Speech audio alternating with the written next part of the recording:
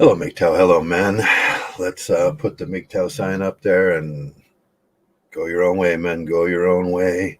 And all your Simpsons are forgiven. You come into MGTOW, you're anew, lose that simpness. You don't need the validation. And that's what we're going to talk about today. Hello, Joey Aragon. How are you? Or Yep. Stabs American Aragon 2021 American knife throwing champ. Yeah. Yeah. You just call me Stabs. Stabs. Stabs Aragon. Yeah. I avoid Stabs from Claire. I avoid Stabs. Yeah. Yes, my name today is Trav. Goes on Stab for days.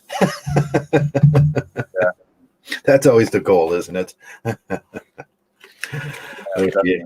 I'm going to go over to for a second and see how we sound. Yeah, that's always the goal, isn't it? There we go. We sound good. Everybody's in. Hello, Jim McIntosh. Hello, RP. Hello, Hetty. Hello, Claire. Claire? And Claire, is that you? Yes. Life in London. Yeah. So it's 76 degrees and sunny in North London, and all the girls are pretty, and all the men are masculine, and everybody gets two. Yes. Yes. Oh man, Never been there, and I don't think I'll ever go. I don't think I want to. Us large people aren't allowed there. Yeah. I don't know. Not into that culture. Okay. Yeah. So in our real world that we live in, and northern United States, it's quite cold, and it's 16. I think it's 20. It's starting to get a little warmer out there.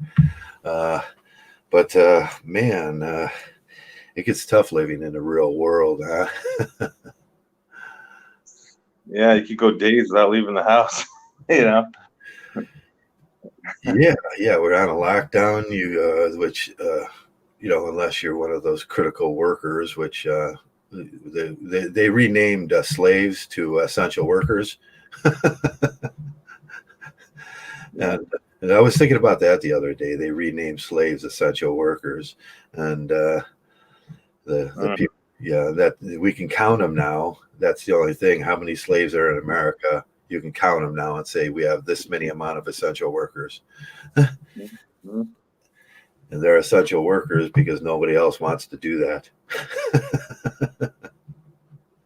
Yeah, it seems to be dying down though. I think it looks like it's coming to an end. The mask and stuff. Yeah, they're going to pump up shitload of money on it, get everybody vaccinated now. Hopefully, I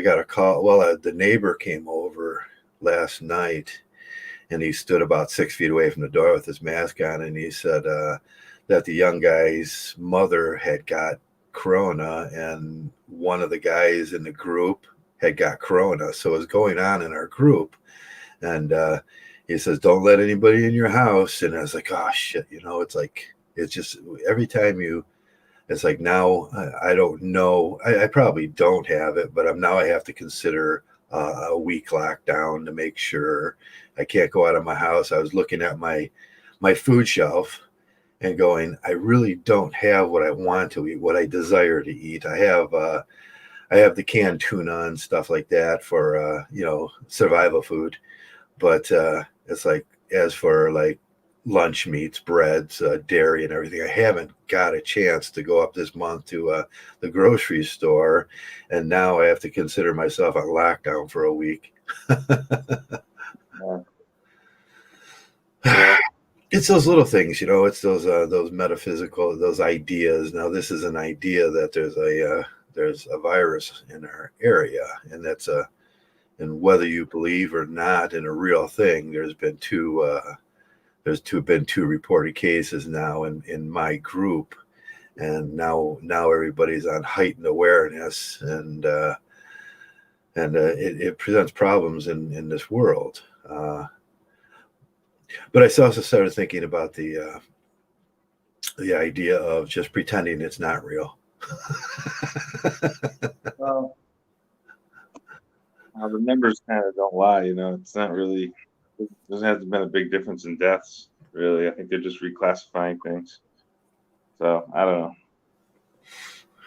I guess as long as you're healthy, it's the main thing. Like, see the Yeah. doctor regularly. You got to see the doctor. I was talking to Wingard about that on the Right. chat.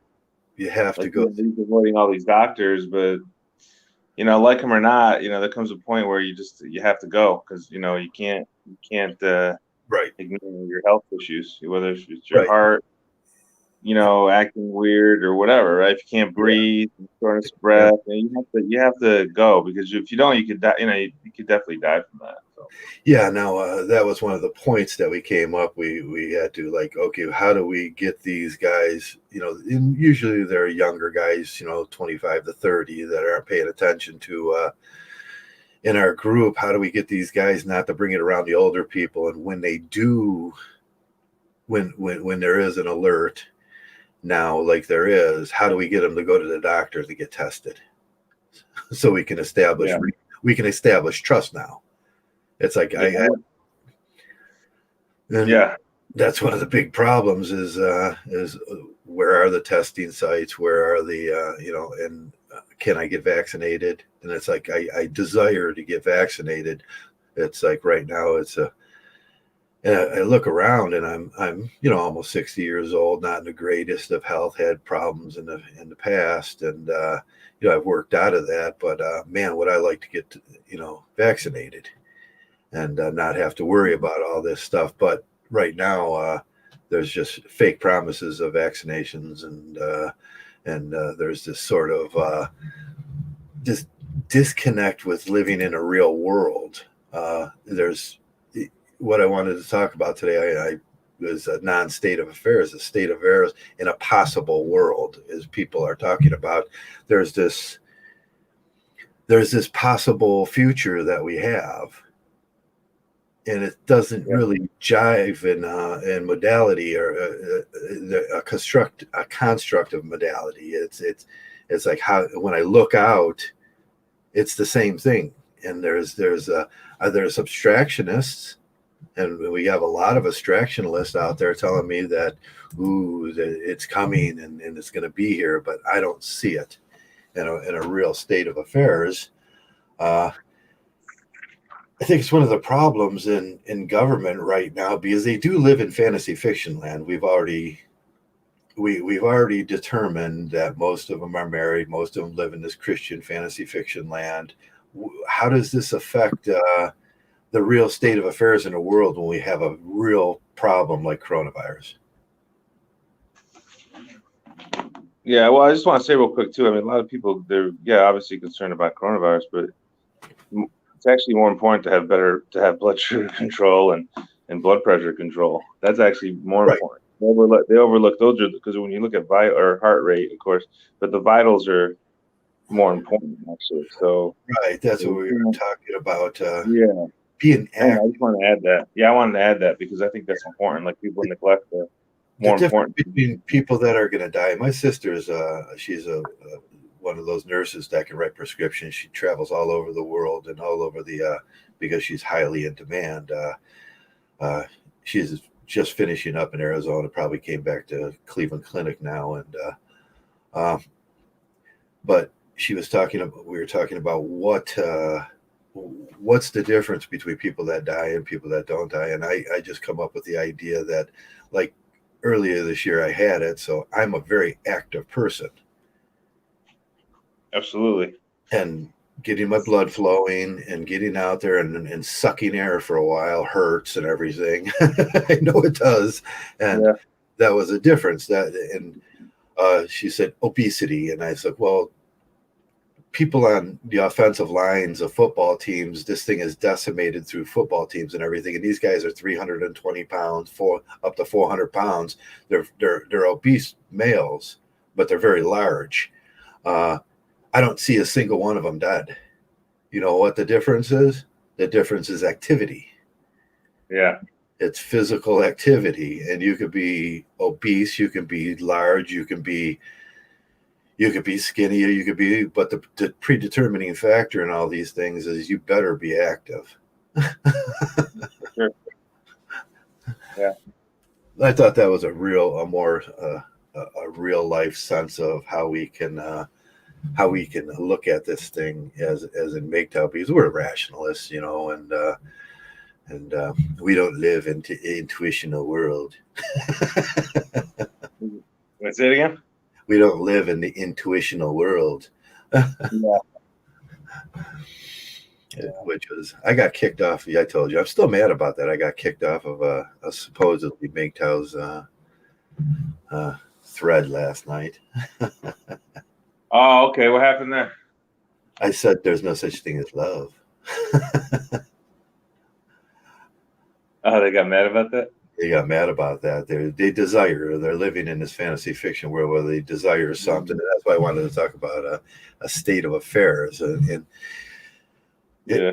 if I had a woman concept, and if in this real world, the this possible world that they make up in their head is it's not prima facie. It's like it's abstractionalism and creationalist, and you could see the link between the guys that are if I only had a woman and that would change everything in my life. Well, that's a non-state of affairs. It's like saying, at least I'm not in Cleveland. It doesn't mean anything.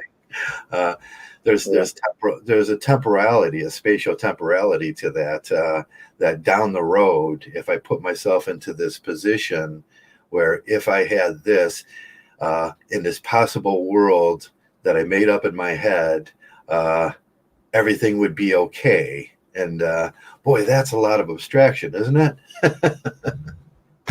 Well, I mean, the whole idea of a family, I think, is a good thing. But the thing is, if you're going to jump into that pool or whatever, you have to understand the government's going to be in your business, and that's the reality of it. So it's like I make fun of the trad cooks a lot, but they might be right. Maybe that is the best form of evolution, is to have a family unit and all that kind of stuff. But in the reality, the way the laws are set up and right, it's counterproductive. It's not really.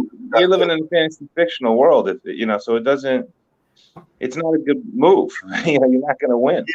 Every law that there is that enslaves men to these, it seems to be greedy laws that the state only does what's good for the state. In this case, what's good for the state is to get a slave to take care of the welfare case or the baby mama and then all of a sudden you're throwing all the duties of welfare onto the male.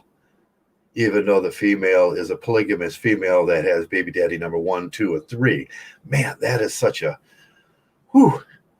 that's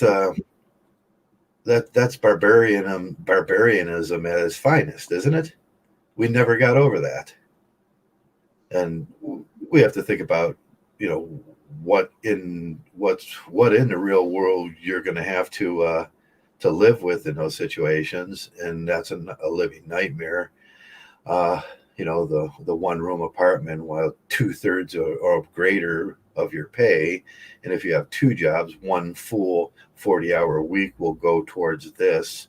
That just because you had some idea of this possible world, that desire was the motivating factor in that. Wow. Yeah. James Allen talks about that. One of his things is people suffer because of ignorance. Yeah, of ignorance. And this is of ignorance. Yeah.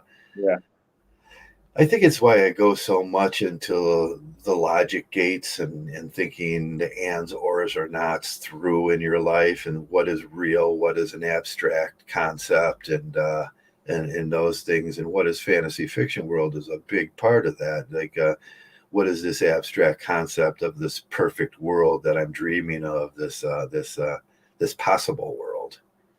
Mm-hmm.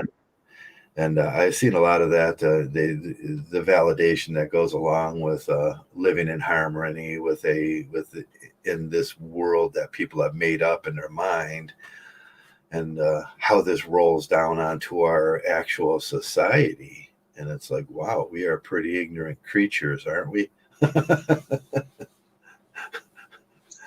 Well, we get into the thought. We talk, the thought patterns. You get into a certain kind of rut where you're not challenging yourself, and right. and One thing I don't think James went into was the logic of thought patterns too much. And I think he would say that, like, just go read some George Bolle and work out a truth table in your head where you can run things through a truth table.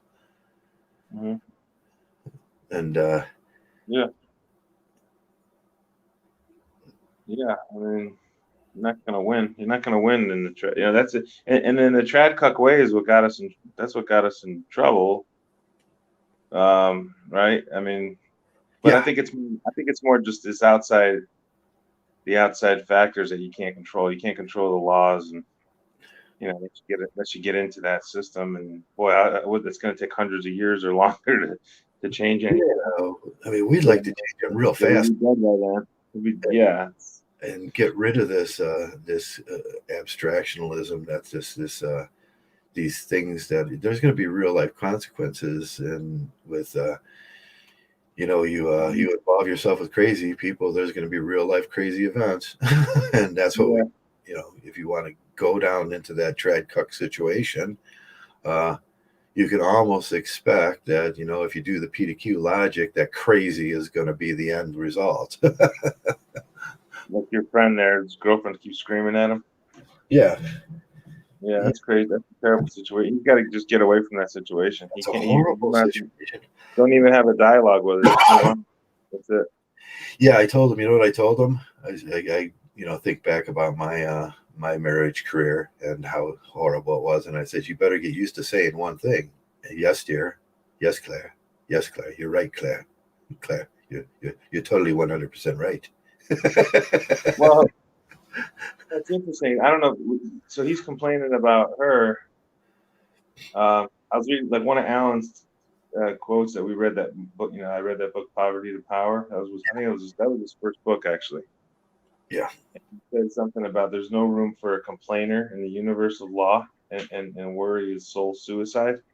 Right. That's one of his quotes. And your friend there is like she's already got him complaining, right? So now that alone is already creating a situation for him that is already a negative situation that could potentially lead to a where he doesn't even know who he is, right? He's just got this soul suicide thing, and that obviously could lead to physical suicide too, because of all that stress she's putting on him. Right. Yeah. He can. First of all, he's going to have to change his outlook on the world, which is intellectual suicide, like you said. It's philosophical suicide. He's going to have to come up with some reason why this is okay, that kind of bends the laws of the real world, and in that is the first premise which we talk about. We talk about suffering, right? And we don't want to suffer. We live in reality, and that I think James Allen always he puts an emphasis on not living in that slave world and not living in either side of either. They'll choose to. The traditionalists are choosing to be the oppressors in this situation, and you could choose to be the oppressor, and that will be based on how much force you can apply to the world. But there's this middle ground which works a lot better, and it works out a lot more naturally in a reasonable world where everything starts coming together, and you're going with flow rather than with a forced desire onto a world that's just a fictional state. Yeah, you're setting yourself up for failure, and then he talks about soul suicide in that quote, and one of the things that he really advocates is letting your soul expand. And when you're with another person that's doing those things and controlling your life, you limit your own growth as a person. So that's growth. You're really giving up a lot. Yeah, you're giving up a lot, man. You're giving up a lot. You're giving up too much. Yeah. You know what the cure for that is, and we talk about it all the time: learning. When you get into a situation like that, what's the first thing you start doing? And I did it, and you did it. When you noticed this world was a little bit off, well, we started learning. Yeah, it's getting away from that ignorant state. Really, I mean, yeah. You can't be ignorant to the fact that the government, they will control you. If you get married, they will have more control over you. That's a fact. Yeah, read those laws. Right, that's a fact. I mean, it's And sometimes those are hidden laws. There's no real laws on the books that in a I don't know how I explain this in Kant's world of Kant's world. The law that you have to take care of this in a slavery situation. This baby mama is polygamous. I mean, that's absurd. That would seem to violate all the laws that we have. But that's the laws that they push on. But you know what it is? Nobody articulates it like a MGTOW will articulate it and say the truth. Mm-hmm. Yeah. I know, it's crazy. It's surprising more people don't talk about it. Well, I don't know if it's because they're ignorant or they're just scared, or I don't know what what's going on there. Probably a little bit of both, huh? Yeah, fear has a lot. Fear driven. When I was on that, I got this sense of the fear most of these what I call halflings, the halfling MGTOWs, and that's very popular nowadays. The halflings, you could be half in, have 1 foot in the door, 1 foot. Is that MGTOW light? MGTOW light? Yeah, the MGTOW light was a very popular idea with them oh God, I lost my train of thought. The halflings. You're talking about the halflings? Yeah, the halflings. The fear was dominant in that. The fear of not having. And that's where I wanted to start talking about if I don't have a woman is not a real state of affairs, and it's a possible world after that. Your thoughts are going to a possible world, and now I start looking at like who've you picked for a mentor in my my little monologue down at the bottom in the low bar. What kind of men are these men picking as this mentor that's going to run their lives, that or they desire to be like? Now Ellen talks a lot about a mentor figure in your life, which the weaker men can aspire to be like a stronger men, but in their if they desire that strength, you have to look down inside and not look to that stronger man. You can look to that strong man to be a mentor figure, but the only place you're going to find the strength you need to get out of your problems is by doing that introspection in yourself. And then he goes on to explain all of the ethics along with that. And then I started going over that problem in my head. And the problem with people with no problems is they can always tell you how to fix your problems by not having problems. Yeah. The Chris can too. And the people gravitate towards those kind of mentors that don't seem to have any physical problems on the internet in front of their life. And like I said, problems can always show you. People without problems can always show you how to fix your problems by not having problems, and that's a non-state of affairs. Right, like that Neil Strauss guy. He hasn't been around. He got married or something. You were talking about him. Oh yeah, he went and got married. Has 2 kids now, 3 kids maybe. She left him, divorced him. Now he's paying child support. Yeah. It was the right thing to do here in London.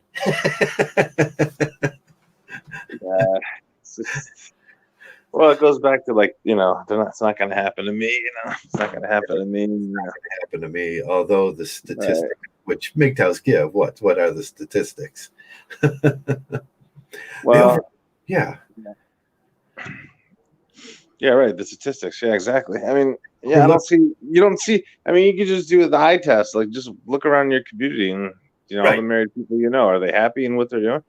Most of them cheat on their spouses, whatever. Yeah, I mean, it's not.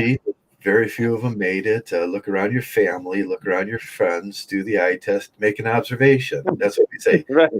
Make a general observation. No one in my family has ever made it in America my mom and my dad, but my dad died. And so that's kind of a make it. And but he killed himself. He worked himself to death, and he got like asbestos poisoning. So that was kind of not.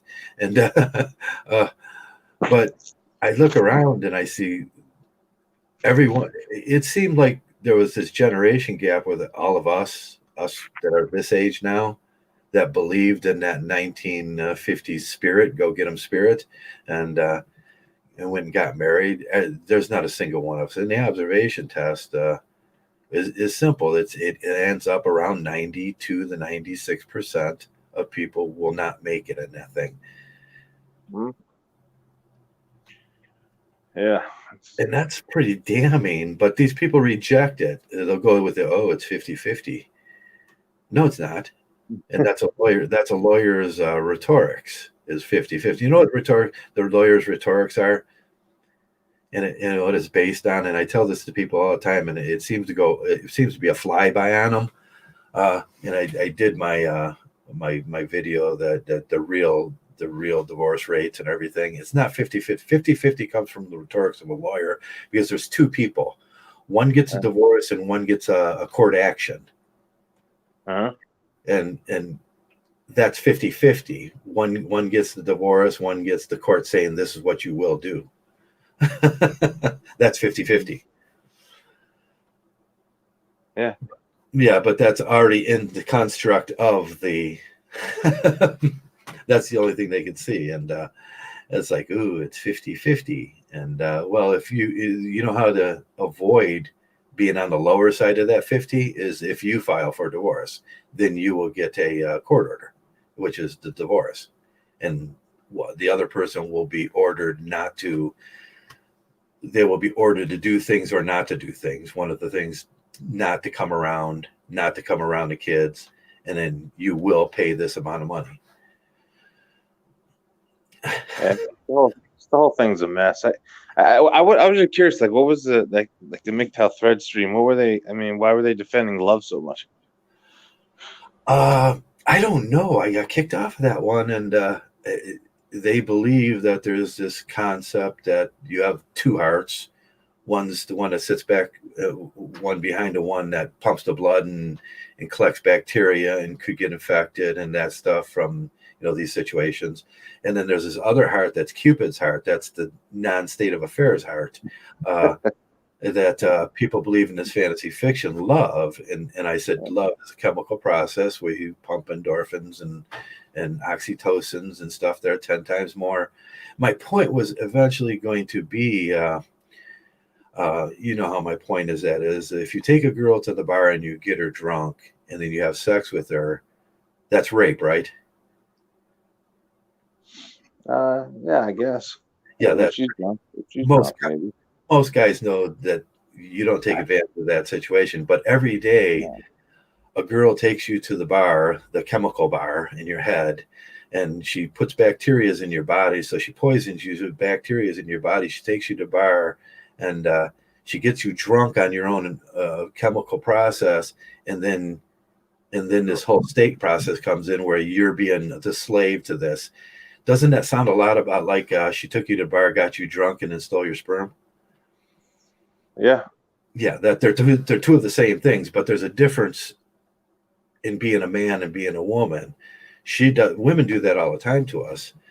That's what love is. It's a chemical response. She's just getting you drunk enough where you will give up your DNA, and then you become a DNA donor is what you become. You're not a father. Well, you are a father according to the state, father being Pedor from the Germanic. You become the person responsible, the Pedor, which is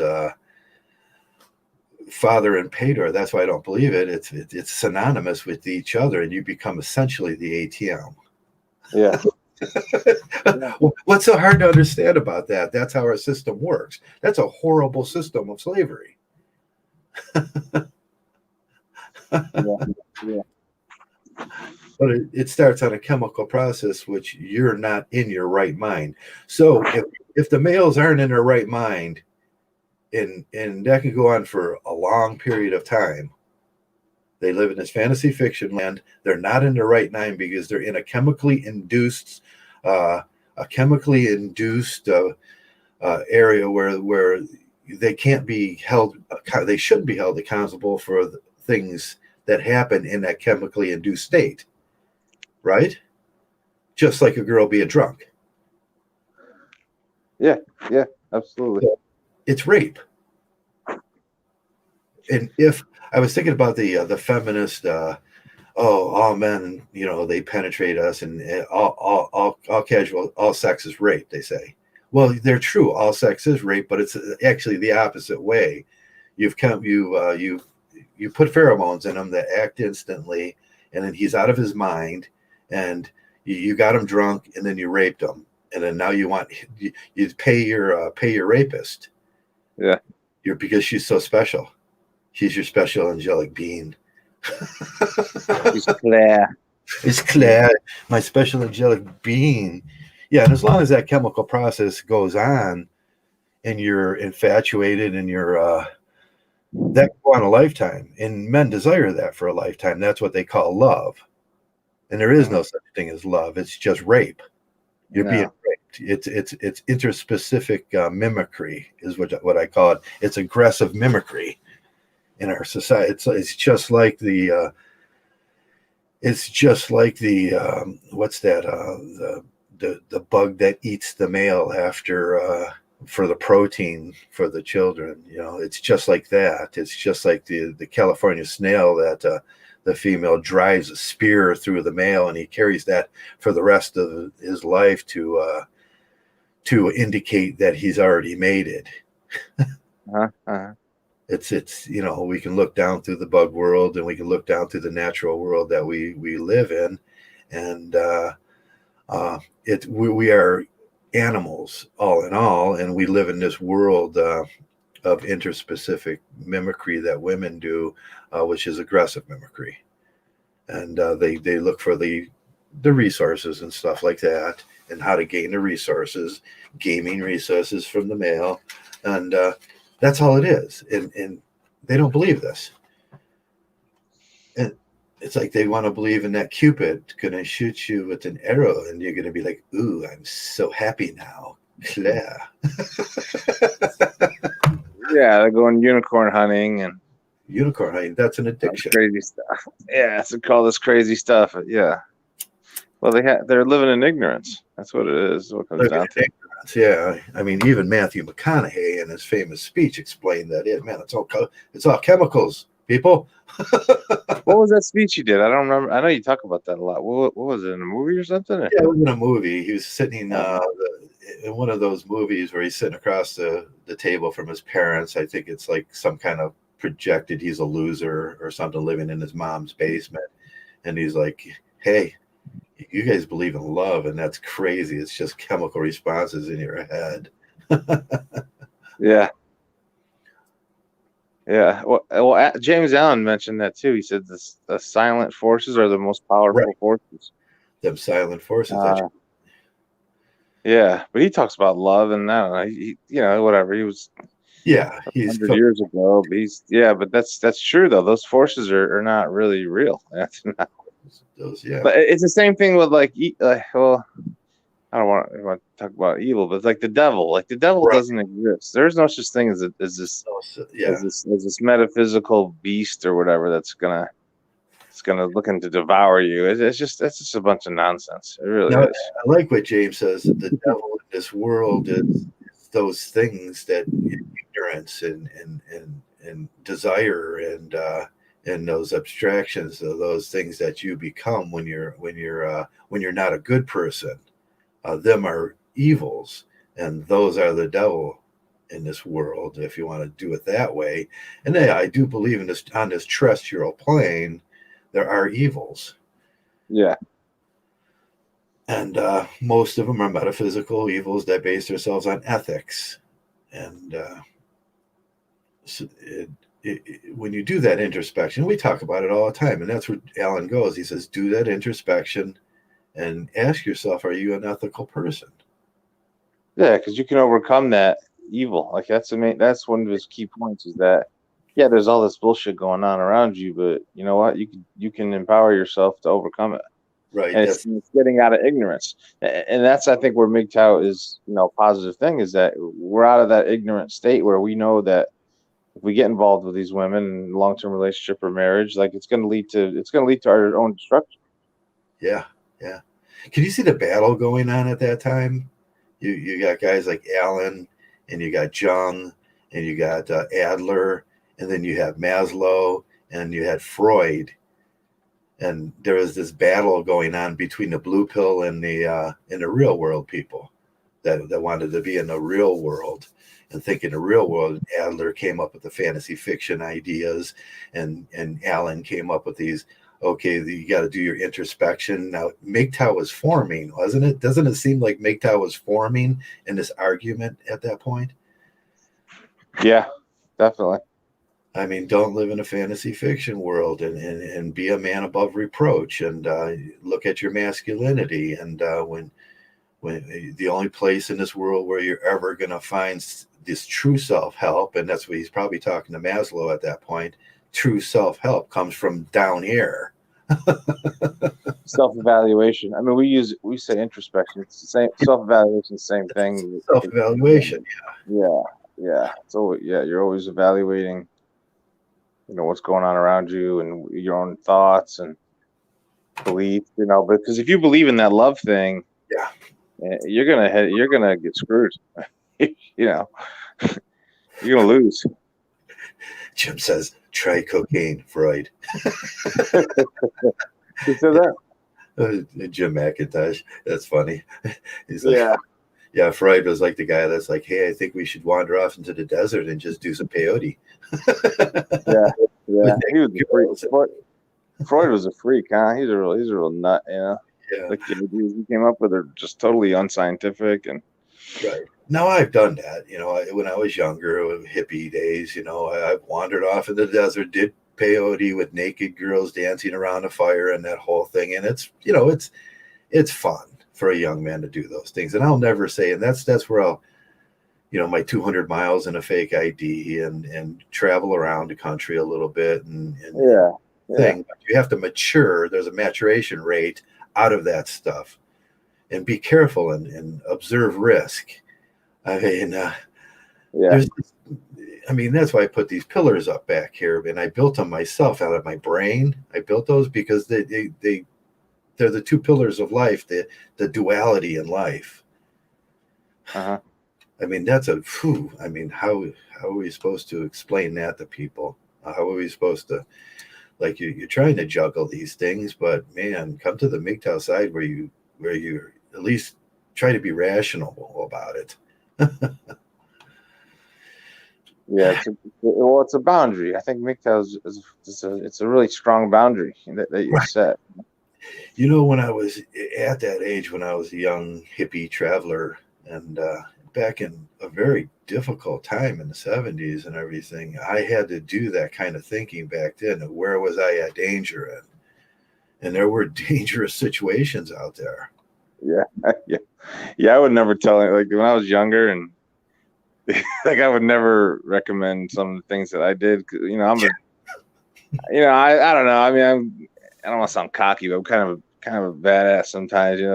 But I would never suggest someone do the things I did, because I think they would probably fail. 9 out of 10 of them fail because it's just it's just too risky. I took not only like physically, but like just financial risks I took, and just different risks. I'm just a major risk taker, and I look back, it's like I probably took a lot of unnecessary risk. My own self-evaluation, it was unnecessary. Yeah, it's just, it blows my mind when I look at the statistical how I avoided herpes. Yeah. I know. It's crazy. It's just, yeah. I mean, but herpes wasn't prevalent back then, and I got there was no AIDS. There was herpes wasn't one thing that we syphilis was, but but it was easily cured, and man, I was just so lucky, and I to base my life on. I don't want to push that luck any farther. There's a certain point in my life where, man, I'm going to be dead. Yeah. Yeah. Well, even recently, because I couldn't walk for a few days, and boy, that first day I couldn't walk. I should have went right to the hospital, and I didn't go. Yeah, it just shows how silly that was. I mean, it's just I took a risk that I was going to get healthy because I usually, had a back problem. It usually goes away, but it didn't go away this time. And then all that pain caused my heart rate to go up, and that could have been a potential heart attack or stroke. And that's just, that's an unnecessary risk. Right. The better move would have been just go right to the doctor and get the right medication. So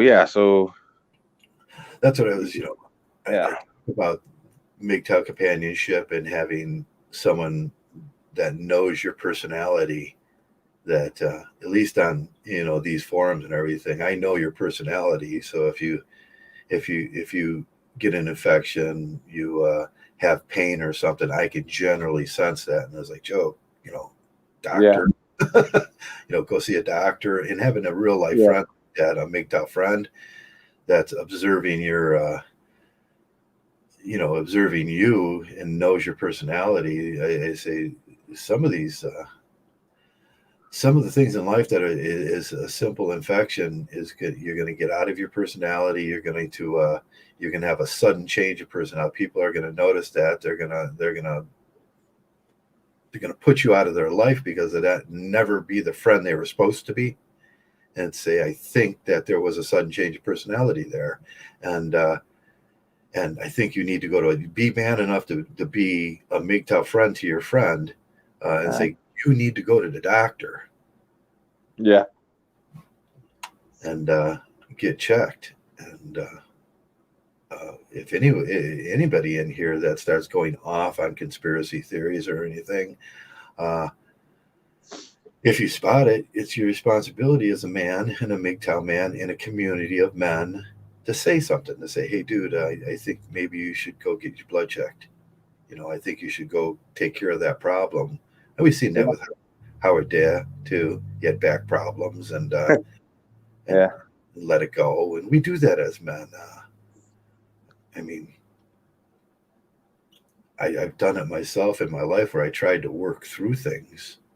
And when I ripped my my groin muscle that attaches to the leg there, and it got infected, and it eventually affected my liver at one point, and I had to go in for surgery for that, and it was all like, oh, just because I didn't want to slow down. And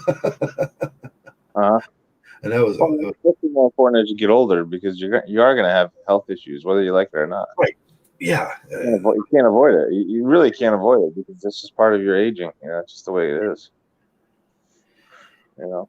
Yeah, there's certain things we do to try to avoid that and make MGTOWs. Like if when you get older, like me, you're gonna have a frozen shoulder sooner or later in your life, right. And that's freaking you out that you can't move your arm. And I give a very good way to get rid of that. And in one of my videos, we talked about naproxen, and we talked about vitamin C, and we talked about working out and the exercises you need to do and get rid of that. And it's going to be a long process, but there are certain drugs out there and certain things that you can do along with testosterone, increase your testosterone, peak your three things: sleeping, small chain peptides, and then heal. Yeah. You can't, when you get older, you can't just eat whatever you want either. It's just not, going to be productive. Yeah.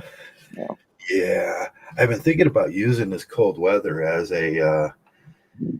instead of doing the thing I would normally do, jump on a cargo bike, get a box, put it on the back, ride through 20 degrees, risk, and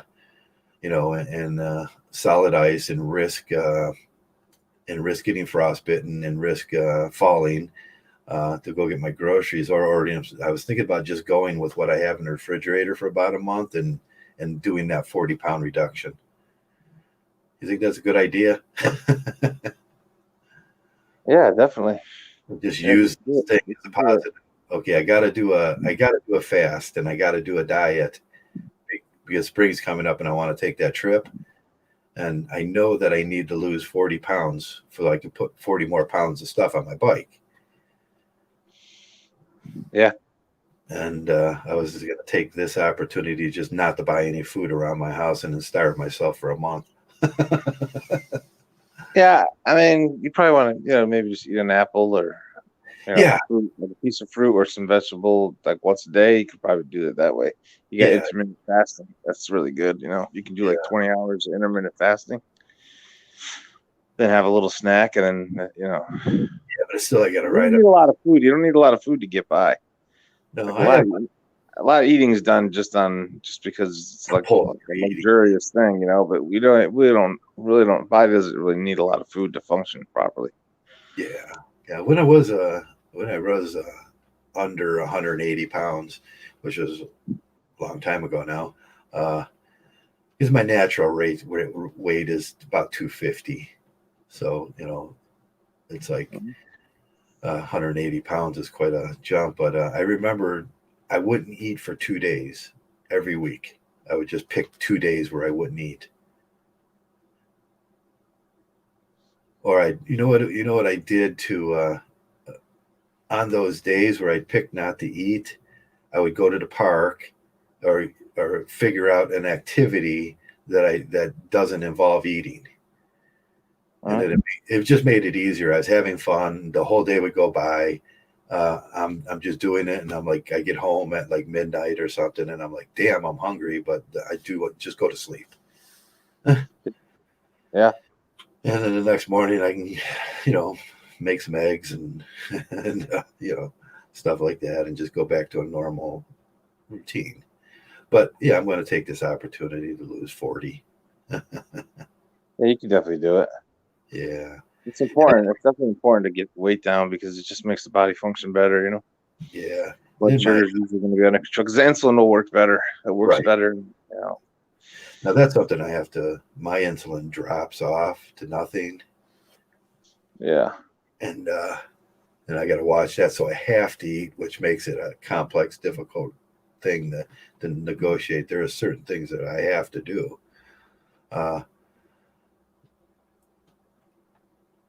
Yeah. So let's see. We'll just do the right thing and take this opportunity to do that. Yeah, I have an e-bike. My e-bike's going to go on a trip. Joey may come or may not come. I don't know. Yeah. No, let's see. Yeah, I mean, I'm doing it. How long will it take you? A month? You think? I think I had planned at a certain amount of mileage. It's at 786 miles from my house. Wow. Up to 840, depending on which route I choose.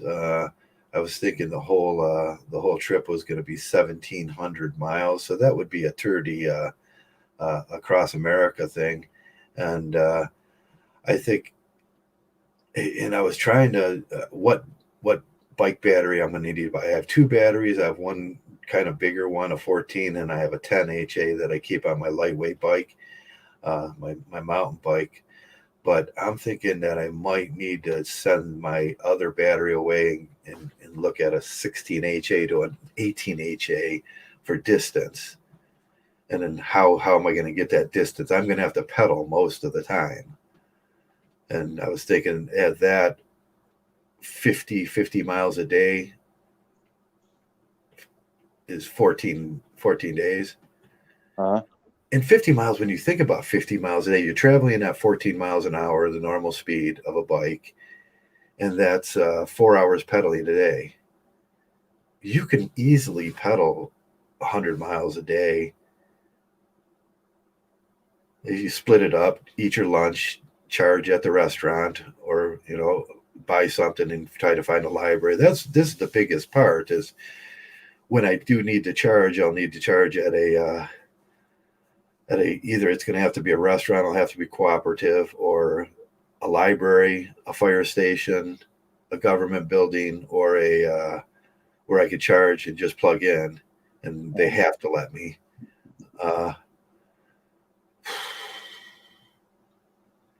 I was thinking of railroad too. There's got to be some kind of free electric on the railroad. Yeah. Yeah. Town hall usually has them. Town halls, yes. So Yeah. that's a schedule.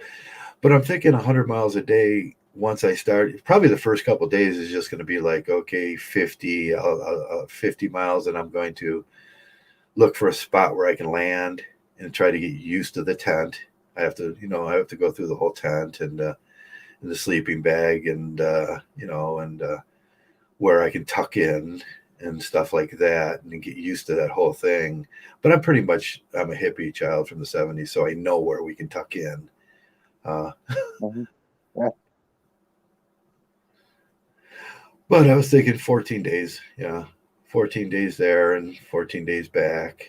And we could push that to down the, 7, 8 days. You definitely need a motor there. Yeah. Yeah, it's too hard to do it without the motor. It's too hard to do at my age, and most people aren't marathon bike riders. When I was younger, and the idea of 50 miles a day was okay. Yeah, I could do it. And the extreme cyclist, Claire, she can do 200 miles a day. Yeah, she can do anything. You see that thing I put up. I like to use that young lady as a like what I can do, what I should be able to do, and she's the Tour de what it was, the Great Divide, the 2,000-mile race from Alaska to Mexico. Yeah, she does that, and she does 200 miles a day. Wow, that's crazy. And so if she can do it, that's where I kind of look at me on an electric bike. Yeah, that's got to be a possibility. Yeah, how old is she? She's 25, 26 years old. Yeah. Yeah, she's a lesbian too, so she got a girlfriend to help her, and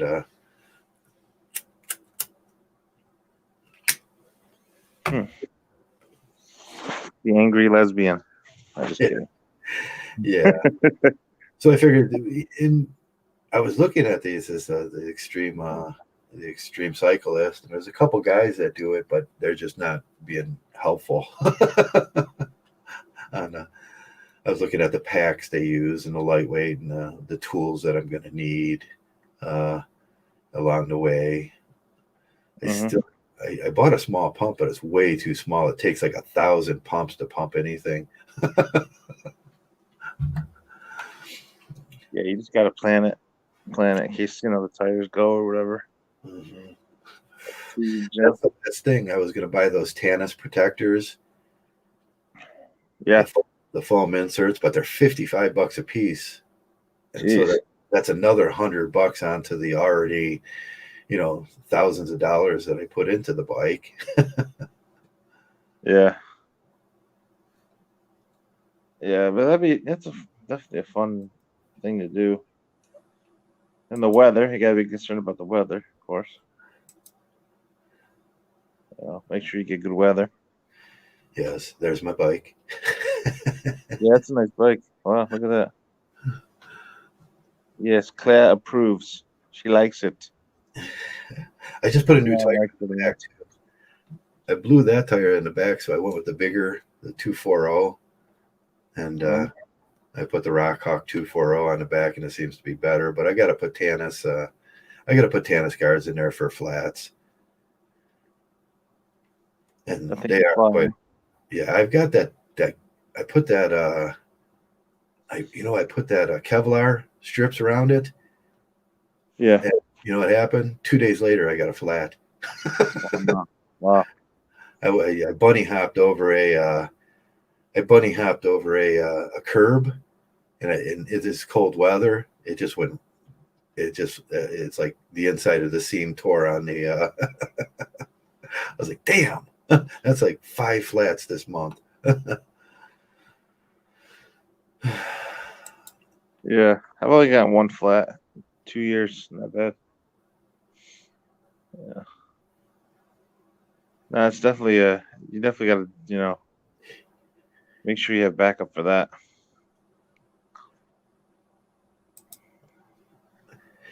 Yeah, that's the biggest problem that I see as a problem in doing this. Besides the 40 pounds that I need to lose, that I'm not too happy about. Dieting is like torture. Yeah, it's gonna take about a year though. I mean, I think that's a better way of losing it. It's just not killing yourself. But Yeah, the intermittent fasting is definitely a big component to losing weight because that's actually there's papers written on that how intermittent fasting that's a way to go. yeah. Jim. Oh yeah, he said the CO. I was looking at the CO2s. I'm gonna have to buy a few of those and running maximum pressure. Yeah, on a street bike. Yeah, that's what it's gonna become, a street bike. So I'm gonna run maximum pressure on it.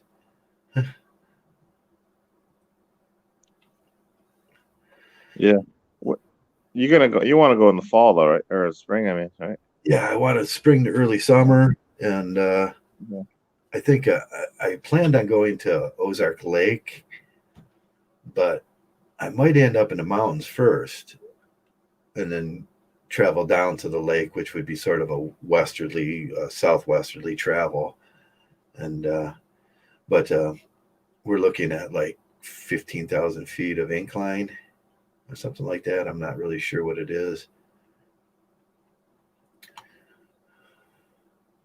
Yeah.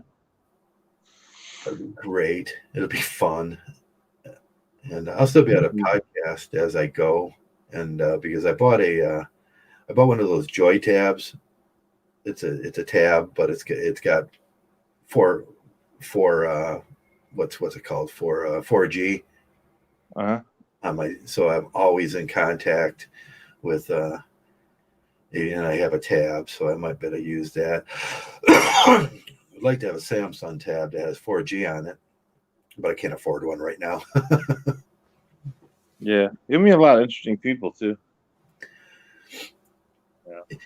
Yeah, that's always, I'm open, when you kind of see me, I look kind of peculiar and people talk to me, and it'll be interesting. It'll be interesting to see the types of people. I'm trying to avoid Southern Ohio because, you know, Yeah. Redneck. yeah, the Southern Ohio hillbilly is the worst, and they might just rape me. What what are they? Just to drink their moonshine or what?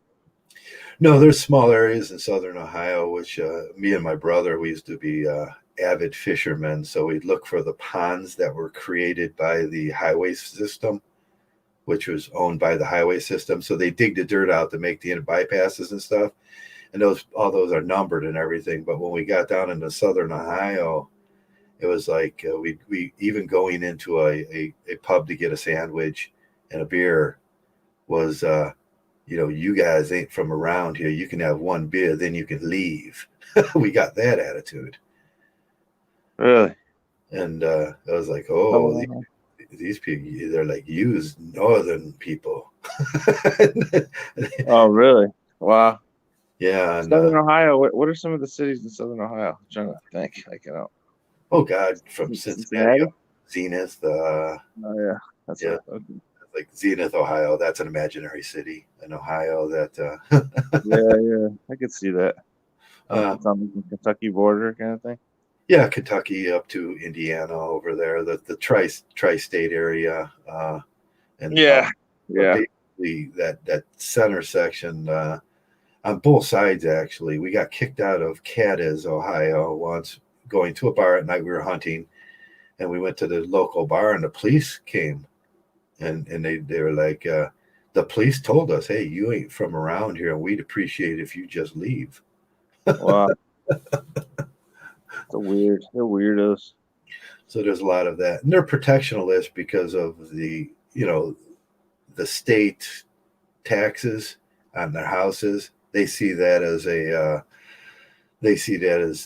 and I believe what they believe. And every time a northerner comes, they just want to take the houses and the use the state to take people's houses. And so that's what we're protecting against. And I know why they're doing that. That's that intrusion of taxes into non-commercial affairs. And I believe they're right, because I believe that you can only tax commerce, right? Is someone's private property commerce? No. And that's the socialist argument, where they drag America is socialist because they drag housing into commerce. And even though you own your house, you don't really own your house, do you, Joey? No, the state and the taxes and because everything. The state holds you responsible Sure. for. They make your house into, like, your house is a dollar bill, not it's not private property. They say that's commerce, and then they tax you on. So they're wrong, obviously. But there's places in this country that are very very hostile to people from the outside, just because they protect against that. Yeah. Especially in Ohio and Pennsylvania, Kentucky, all the same. The coal miners, and they had, in Pennsylvania, the coal miners up there, they were all kicked off their mountains by taxes. And it was their property, and the state did the same thing to them. And then they militarily, they militarily removed them. Yeah. They just had a big sure. It goes back to the whiskey rebellion. The whiskey rebellion, yeah. And 1789, yeah. Yeah, so I think that's something, MGTOW could be interested in and work on, because and bring the logical fallacies to light on the state. The state looks at you as revenue, doesn't it? Yeah, it's a never-ending stream of revenue. That's what it is. Yeah, the citizen is a never-ending stream of revenue, and that's the same with the divorce system. When they get you into that divorce system, you become a never-ending stream of revenue. And I think that's where the government and the people that work for the government, and they're protectionalists to their jobs. They protect their jobs. And with my idea with welfare, the welfare system, how to digitalize it and just put it into your library instead of having these huge buildings, these monolithic buildings that are huge that you have to go into to ask another person that's protecting his job if you can have a living wage. So so a lot of my ideas come from that. From it starts with the ability to tax people on non-commerce.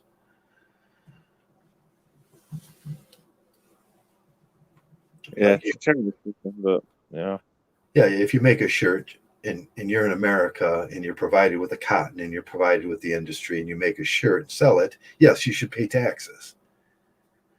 And because America provides those things for you. But after you've owned your house and you're paid for it, like the biggest absurdity is people that are paying for that, the houses are paid for, still pay taxes. No, they're not in commerce. Yeah, I don't see it changing anytime soon. Yeah, I don't see them changing because they'll lose their jobs. You look around my small, and I know you see it in New York. They're probably to a bigger. You look around. I live in a small area. It's 200,000 people. You know how many city buildings we have? And there's at least 15 within driving range, within immediate driving range. You're in a small town too. You're in a small city. Right. The whole county is consisted of all these small cities. Each one of those small cities have three. This is where we're overtaxed. We have these huge buildings. There's Elyria down, and they have huge buildings that are the court system and the county seat buildings and those, and we're paying for those generally out of your house taxes. And I don't even live in Elyria. I live in Lorain, the county of Lorain. But and then I look the next town over, Sheffield, and then I look at Oberlin, and Huron, Oberlin, and everything that's in my county, it's like there's so many. There's just down the LaGrange. There's just so many buildings that we're paying for that we should have one building. We should have one police station. We should have one court system. This is only 200,000 people here. Yeah. I mean, that becomes they're making an industry out of government, and then you have this you're the slave and we're the oppressor situation. Mm-hmm. Now, most people that dabble in political things, they won't be able to articulate it like that. I mean, they know there's a problem, but they can't articulate the problem. What is the problem? The problem is small government.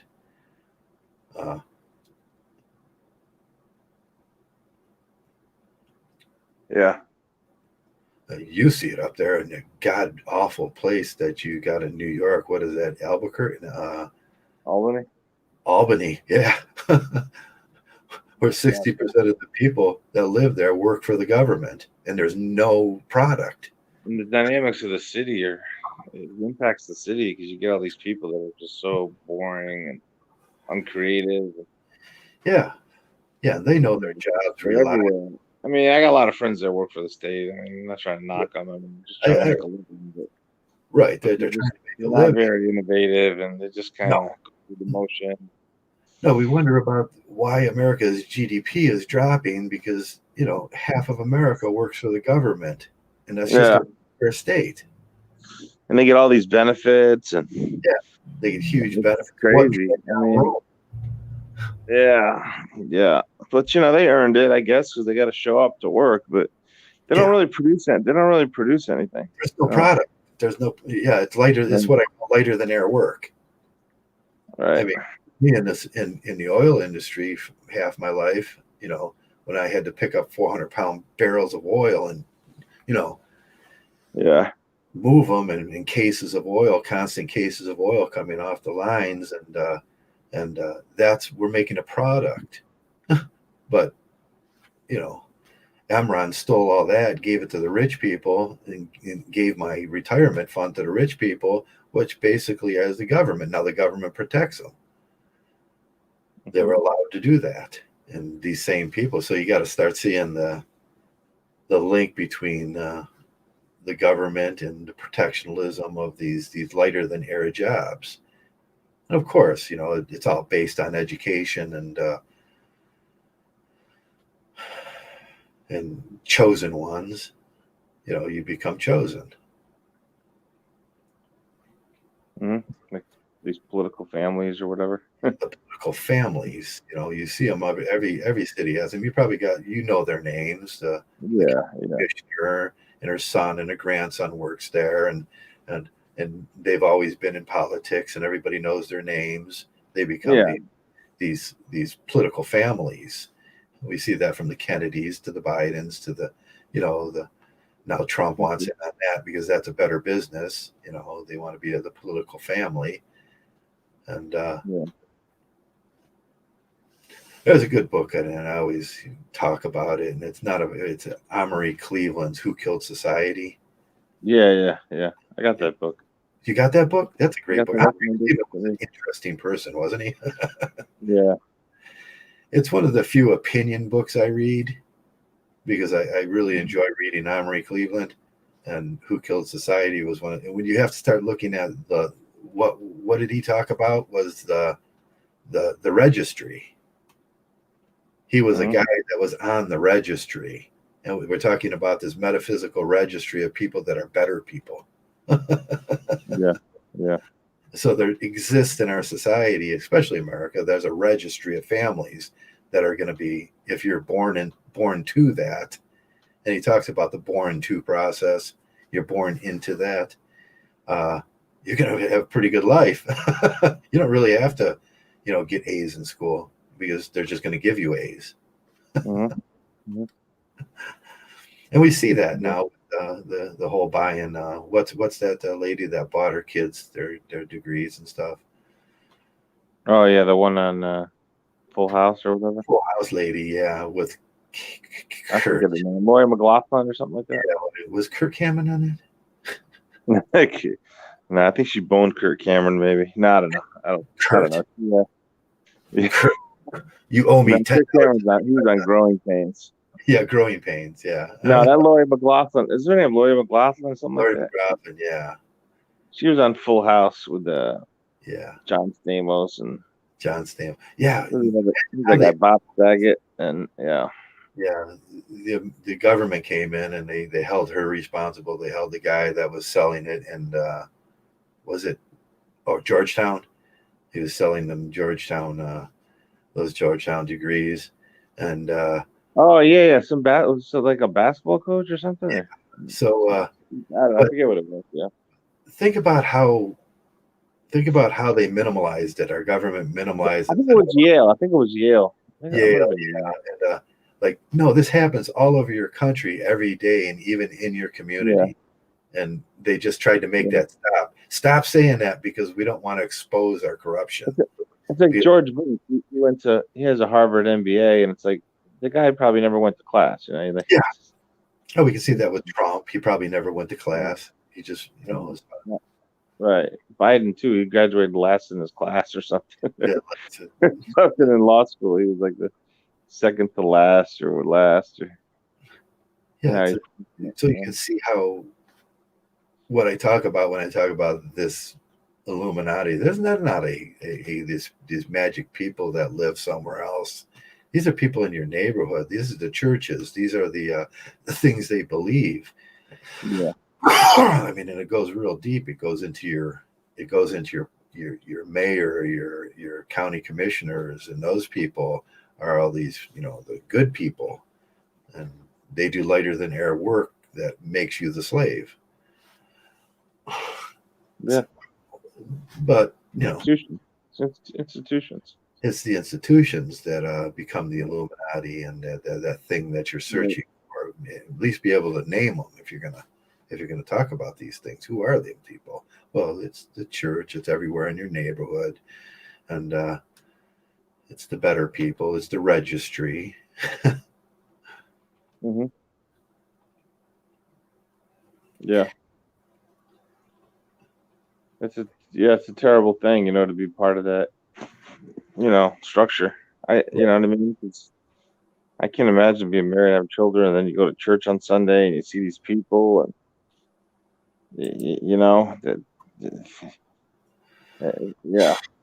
that whole traditional concept runs your life. Yeah, it's terrible. You're just a slave. You're just a slave to the structure. There was just this week in the news, the 99-year-old woman that was arrested for working in the Auschwitz in the death camps, and they finally arrested her. Which 99? What's the point of arresting a 99-year-old? That doesn't make any sense. Yeah, now you know what they're doing? They're trying her as a juvenile. Yeah, it's just stupid. Because she was like not 21 years old at that point. But this Hannah Ardant was saying that trying Eichmann for that is useless, because you have 30,000 little paper pushers and rubber stampers, which were the government at that time, and these little girls that worked for, half of them were little Jewish girls, and just, she said that she didn't know what was happening because her back was to the gas chambers and her window pointed the other way. Yeah. It's like, I work I don't know that New York exists because my window doesn't point that way. So them are the paper pushers. Them are the workers of iniquity. Them are the people we talk about, the iniquity being that evil, the evil that's undertone that Alan talked about, the workers of iniquity in our government, that this divorce court that enslaves men and then they get comfortable in their positions because they're being paid. That's the workers of iniquity there, isn't it? Yeah, of course. And that's what, look how it went out of, if you have these little paper pushers and rubber stampers and lighter than air workers that are willing to stand by anything that some judge or some political official says, then you have a situation of nationalism like we had with Germany. Mm-hmm. And it's easy to understand. And finally, I love that article this week because it finally exposed that, no, there were 30,000 little paper pushers there, all equally responsible as Eichmann. Yeah, it's a lot of people. Yeah. So when we look at male slavery and the barbarism of polygamy and slavery that exists in our divorce, there's 30,000 little paper pushers that involve themselves in your enslavement. But they'll say, "Oh no, my back was towards it. I couldn't see it." Mm-hmm. My God. We have the family courts and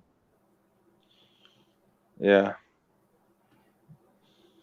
That's just that's why you don't get involved. The smart people don't get involved.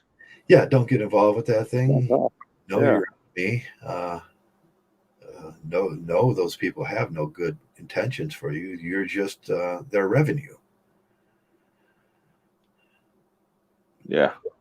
So how do we do these things as MGTOWs when the system, man, we can't even, we went a long way around here, but that MGTOW light doesn't work, does it? No, it doesn't. No, it doesn't work. No, it's not. Not until laws change. Right. But even then, even if the laws were perfect, it'd probably still be better to be a MGTOW anyway. To be a MGTOW, yeah. And how do you explain to these people that they can't have their lighter than air job and be, and they will fight, they will resist it, they will balk, and they'll fight with their life, and that's what we see. Traditionalism, and we get the simps that come around here, they will fight for their life for that belief, that unreasonable, absurd belief.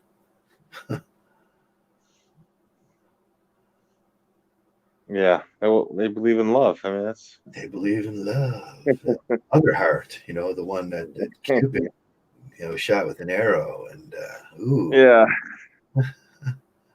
Yeah, they just don't get it. It's just they're ignorant. They like staying in their ignorance and right.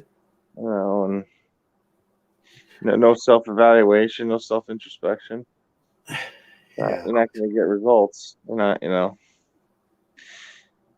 that's just the way it is. You're not going to win. You're not defeatism. We do a lot of defeatism here, and self-sabotage stuff like that. Because we're not, when I look around, the first thing when called upon MGTOW, the first thing most of these MGTOW lights are going to say is MGTOW's not a movement, and then they disingenuously just they what they're doing with that is they're being disingenuous and they're removing themselves from all action that may be needed to be taken. And when we say no, we're going to have to fight this thing. There's going to be action involved that you're going to have to put yourself on the front line. We're going to have to say these things out loud. But when they say, "Oh, MGTOW's not a movement," it's not. They're automatically saying they're cowards and they're not willing to fight for this thing. And that's MGTOW light. Yeah. Yeah, I mean, I talk to people about it individually, just people I respect. But I don't share it too much with people that are idiots. I can't be bothered. Yeah. Yeah. It all starts with our simple philosophy, a lot like Alan's philosophy, Take a look at yourself. His main thing is just kind of, doing the inner work and like if you want to have a kind world, be a kind person, stuff like that. Like, introspection. You can kind of design your own life to be a certain way with just your attitude and positive attitude and not getting caught up in jealousy and hate and anger and all this kind of stuff. All those things that which is what that one guy that called in that day, he's kind of the opposite of Alan. He wants to rage at the world and Right. Then he creates a world of fear and Fear and and anxiety and all, and yeah. yeah, that leads to destruction pretty much. Yeah, that gives him his driving motivation and desire where he wants to go back to that 50s world where he has, he takes other people and Yeah, makes them his slave. He becomes the oppressor in that. yeah, yeah, yeah, And that's wrong. And you know, it's just as it's just as wrong as females making males their oppressor. Males make the females their object of their desire and then oppress them. That's wrong. And I got that clipped out and I wanted to put that up as what a MGTOW isn't. And then people could hear what that guy was saying. And, and at the end, he says like he makes a threat towards me, doesn't he? Where he says like, we're going to get rid of you in MGTOW trap. I've been around here for 20 years. I've been the founding father. I've watched so many nuts come through MGTOW that it's like it's crazy how many people have tried to kick me out of MGTOW over the years. yeah. Yeah, there's a lot of cuckoo birds out there. Yeah, that's every new Neo. He's going to be the new Superman, the Ubermunch. He's going to come to MGTOW and punch a hole through what he sees as not lining up with his abstract ideas.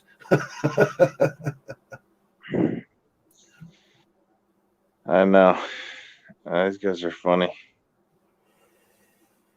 Yeah. Who was that guy? Oh, Eli. I'm thinking of Coach Eli. Yeah. Coach Eli. Yeah. Yes, Coach Eli. That's a sad case of.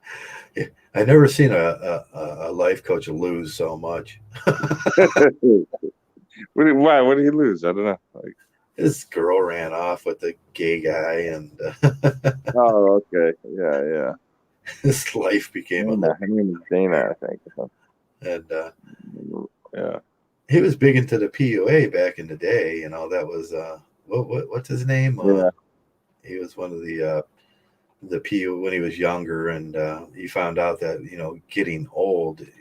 Well, getting old is one of those things in life where you will find yourself in disability. And it's the same thing we talk about hitting the wall. Well, men hit the wall too. Don't remove yourself from the group. Sure, I'm not. I mean, I don't have the strength I had when I was. I mean, I'm pretty strong still, but right. I can't squat 400 or 500 pounds like I used to. I can't. No, yeah, me neither. I don't even want to try it anymore. I don't even want to bother. It's like I don't have the desire to do it and get injured and forget it. I'm not doing. Yeah. There's no more cases. Yeah, men hit the wall too. You're right. It's like, and women are always looking to get better, newer versions and. Right. And upgrade. They're always looking to upgrade with better option and. Right. It's always easy when you're a young man of 20, 25 up to 30, 32 years old to look at the wall and see it as a one-sided thing because you're never going to be that person that's going to hit the wall either. Well, you're deluding yourself. I hear MGTOWs talk about that all the time. She hit the wall. And it makes sense that, well, when you get married, you're going to age. And then all of a sudden she's going to look like a sack of potatoes. And then you're going to have to deal with that because men age. Look how pretty I am at my age. Yeah.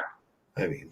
Well, I look at these guys that they crack me up. These older guys that have a lot of money and stuff. And they drive these sports cars and they're looking at the other men that haven't been as fortunate, I guess, and financially or whatever, and health wise, and they look at like, what's wrong with you guys? Like, look at me. Like, I'm doing. But eventually, that guy's going to be in the same boat. It just might take a little longer. Right. It's going to take a little longer. Now look down into the low bar and think about that. People with problems, Yeah. But those guys are the most pathetic guys to me. The ones that are in their 50s, 60s, 70s that still haven't learned anything about. Right. Oh God. Being flexible or try and they can't teach anybody anything. They just because they're living in this fantasy land themselves, and it's the guys that have been through a lot of crap and have done the introspections. Those are the smartest guys. There always will be. It's not those guys that have had all this, worldly success. Those guys are not really going to teach you anything. Yeah, like it's like when I look at these life coaches and these guys without problems, it's like putting your hand on a cold pot. What do you learn from putting your hand on a cold pot? You learn nothing. What do you learn from putting your hand on a hot pot? Yeah. You learn everything about life. Yeah. It's like, man, there's a certain element to experience in life where picking that mentor should have, at least he should have a backstory of having to work through adversity to get where he's gone. Otherwise, he has no method. Didn't Alan talk about methodology in chapter 7 or something? 6. Chapter 6 was about methodology and thinking. Mm-hmm.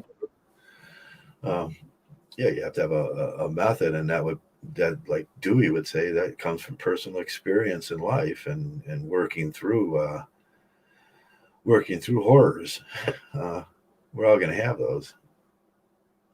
But, yeah, he brings it up in the beginning of the book that it doesn't matter who you are, you're eventually going to have something happen to you, like whatever, health issues, or your family members are,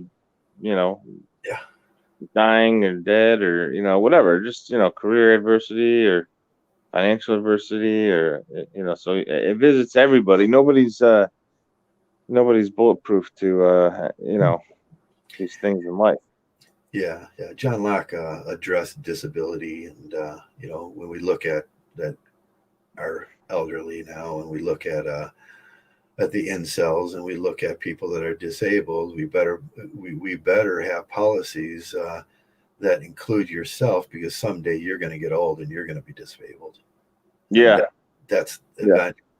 And Locke goes over his treatise of when he was talking to the government about how they perceive disability. Mm-hmm. But I think my method works the best in that a simple person should be able to go down to the library, put in his social security number and say, I make this amount of money, and they will say, well, you fall under the and we'll send you some relief.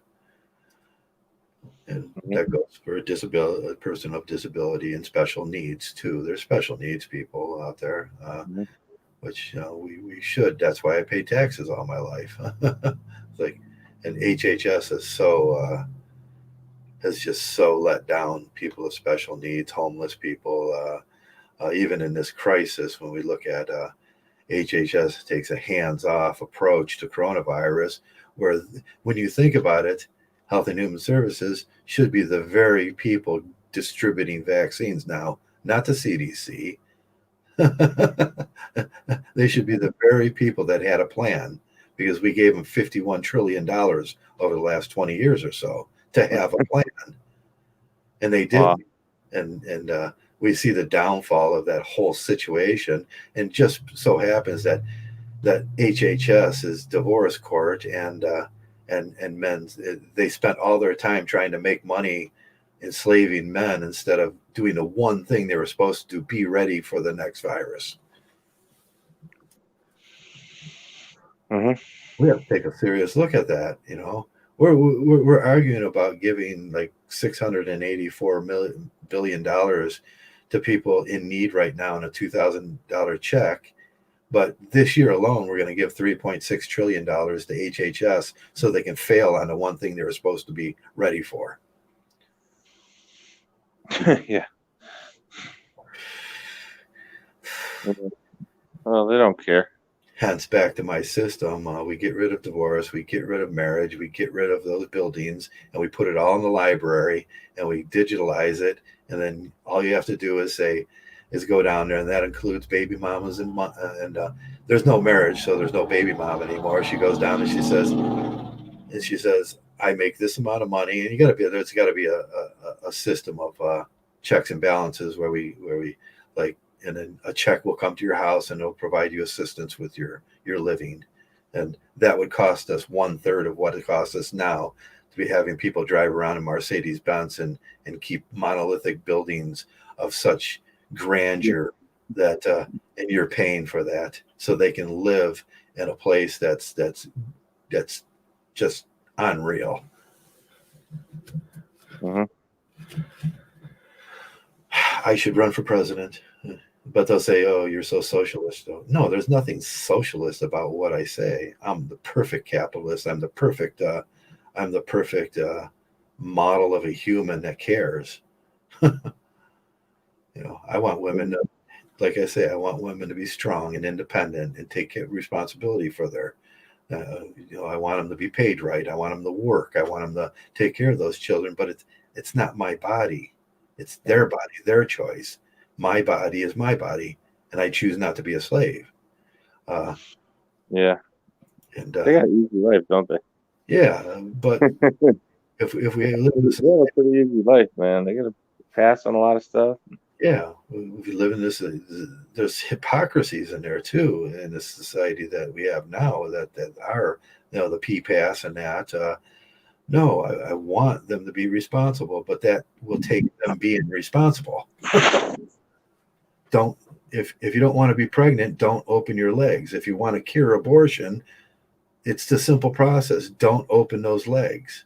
It's your body. It's your choice. Your responsibility. Mm-hmm. We can't say, "Oh, these pregnant teenage girls, baby mamas, they're so unresponsible." So they get away with that because they say, "Oh, well, he penetrated her." Well, no, she made a choice to open up. It wasn't penetration. Penetration is one of those words that are absurd that they use. It's like he made her pregnant. No, he didn't. Her choice was to get drunk and go to a bar, then have a baby. Yeah. And that's lack of responsibility for her body. And then they say, "Well, that's your child." No, I can't have a baby. I'm a man. Yeah. Conscious by concern, right? Is that what they? Yeah, conscious by concern. Yeah, that's a different kind of idea. That's a sexual privilege. Is women don't have honor. Men have honor. Yeah. They have conscience. But they're so complicated, Joe. Women are so complicated. They're complex, Yeah. They're as simple as you can possibly be. And my special other is so complex. Why well, we know MGTOW, they know women more than women themselves. Like we know women better than they know themselves. Yeah. Which is really true. I know I'm offensive to ignorant people. If they want to stay ignorant, they can stay ignorant. But every one of my ideas are backed sociologically, biologically, and scientifically. Yeah. I mean, I'm not saying anything but the truth, and I know the truth hurts. Yeah. Well, you can just observe them. I mean, you just observe how they act. They're just right. Well, they're like you said, dependents. Yeah, they're dependents. Yeah, they're in like la la land all the time. It seems. And you become the codependent, and that codependent comes with the bill. Oh. Yeah, you can see how they like to cling to guys that are codependent. They love clinging. Of course, yeah. They that's the whole process of mating and pair bonding, which they call it, which is not real. There's no special connection.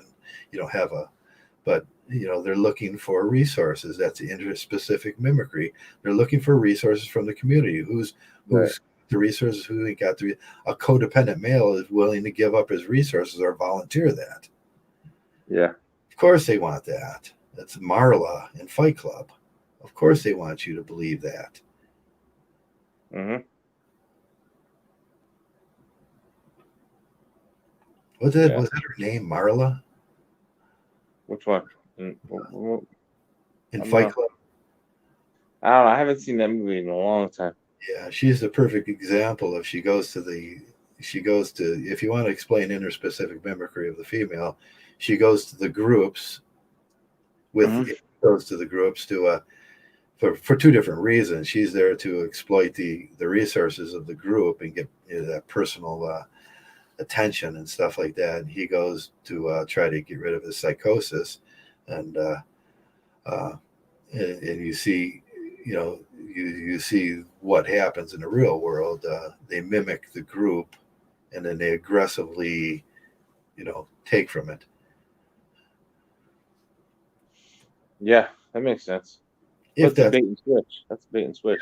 If it's emotional needs, basically coffee and donuts, a place to emotionally contact with people that you can disconnect with on their, and you get all those resources. That's explained perfectly in that movie, but it just right over people's heads what that was about. Yeah. A little bait and switch. Yeah, it's the old bait and switch, and then she got what she wanted. She got, what was their hero in that? His name, the guy, I can't remember, but that's what she was looking for, was that special partner that was delusional and was going to buy into that. And then once in a while, he'd snap out of it like a MGTOW. He was like, "Wait a second, what are you doing in my bed?" Yeah, because he has this duality of personality. He has the fight with. He was fighting with the masculine versus the weak man. Mm-hmm. Yeah. Okay. Enough of my synopsis about the about the the psychological aspects of Fight Club. Yeah, I saw that movie like a long time ago. Yeah. I was going to rewatch it again and see what I thought about it in my old age. Yeah. Yeah, well, that's good though. It's good to do that. Kind of evaluate yourself and what you're thinking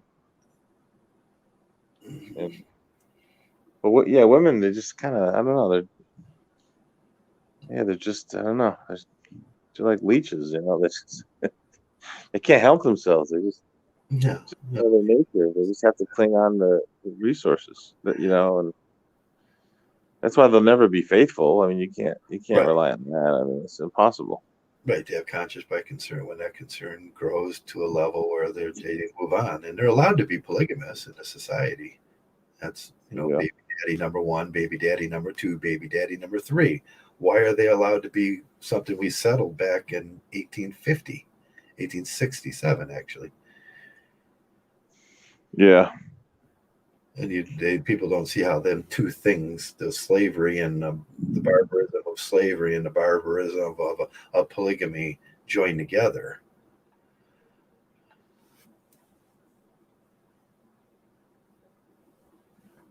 Mm. Yeah, and it makes sense how the church always pushes men to be more like Jesus. Be more like Jesus, because he's like a perfect he's a codependent, I think. Right. He's perfect suffering, and right, suffering. Yeah, long suffering. If he can long suffer like that, you can do it too, Ross. Yeah. So why would I turn the other cheek? Turn the whole turn the other cheek thing. Yeah. Why would so ridiculous? Like, you're just a total sucker if you turn the other cheek, because people will just take advantage of you. Yeah. I mean, there's other gods too. Odin. I'd rather have Odin, at least a god that he would never turn his other cheek, and he's like, okay, we'll fight. Yeah. They're all just metaphysical. Yeah, they're just myths anyway. But yeah, they're just metaphysical myths. Yeah, it's like a myth. Like, this is my god, because it's like a unseen force that you're maybe relying on, like your imaginary friend that you're relying on for help. I've been interestingly watching American Gods lately, and it's like, oh yeah, I saw some of that. Yeah, the projection. I thought it was pretty good. I thought it was pretty entertaining, but it's all it's all myth bullshit. But of course it is. But anyway, each culture has their own set of gods. The Africans had the girl, and then there's which was the northern, the northern, and then there was the the Jesus. Did you see the Jesuses when everybody had their personal Jesus, and there was like all Yeah. I saw party it. of Jesuses where there was like 1,000 Jesuses, and every one of them had a different characteristic. Yeah. I thought that was so funny. They nailed it, but the guy that's Buchananism, or the Hitler, the religion of Hitler, where everybody has their own personal interpretation of Jesus. Yeah. Well, it's dangerous stuff when you're following a god. It's like it's a dangerous thing to do because it's first of all it's a myth, and then so you're following like this imaginary thing, and Well, it comes down yeah, to it goes back to your own development. Like you're really hindering your own development as a person when you do that. But it starts with the God of your own understanding. So you have to ask your question, what is my understanding? And I have to look deep and do that introspection, but most people don't, and they just right. I'm going to follow this God. I'm going to follow. Yeah, exactly. Right down. Oh yeah, but don't confuse Buchananism with Buchananism. There was two different things. Buchanan is the God of your own understanding. Buchananism is what Kurt Vonnegut's the guy that got adrift in the ocean. He landed, and his religion is just go with it, man. Yeah, exactly. That's a better. It's just funny because I can't fight the universe and I can't fight the seas, and he said just go with it. And he ended up in the Caribbean or something, and they started following. Yeah. Buchanan. It was this, your friend comes over and says, "You want to go with me and get a burger?" And you go, "Yeah," because something interesting might happen. You just go with the flow. That's what my friend used to say. He was trying to always convert me to Christianity again, and he go, "What do you mean you don't want to go flying around? Like after you die, you don't want to go flying around in heaven with Jesus?" And he just passed away. He's a great guy, but he was like almost 90. But it's just funny. I told him, I said, John, why don't you stop and think about what you just said? I said, you're going to spend eternity flying around with this mythical figure. I says, like for eternity. I mean, you're talking about, geez, think about it like a time frame, like eternity. Yeah, you think Come about. on, are you serious? You think that's what it's about? You're gonna be flying around? That needs to happen. You're gonna die. You're gonna take your personality, all the synopsis in your personality is gonna transfer it to an electrical force where you're flying around, and then he's gonna put that personality in that electrical force, and then you're gonna have these wings, and you're gonna be flying around in this perfect existence. That's kind of crazy. Now Jim's Buchanan, it was the guy standing next to Hitler, the Alcoholics Anonymous guy, the God of your own. Yeah, that's where Alcoholics Anonymous took their third what is that? We all have to believe in a God of your own understanding thing. That was Buchananism, but he was the guy that counseled Hitler, that nationalistic thing, which is kind of wow. Well, I don't think they were as crazy as everyone made it out to be, but that's another story. But a lot of that history is kind of it's but I don't believe in anything they teach, and I believe in some of it, but not. I don't know. There's just a lot of manipulation and the way they educate us, But that's like another 10-hour show. Yeah, that's another 10-hour show.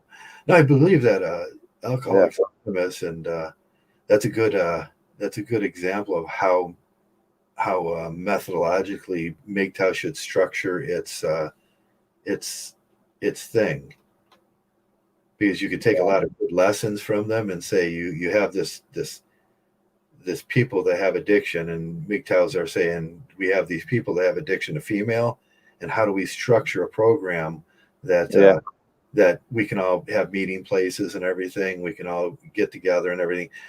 Alcoholics Anonymous has the perfect structure for that, and because they're the same as So I think we can model our structure, but lose the religious part about. Yeah.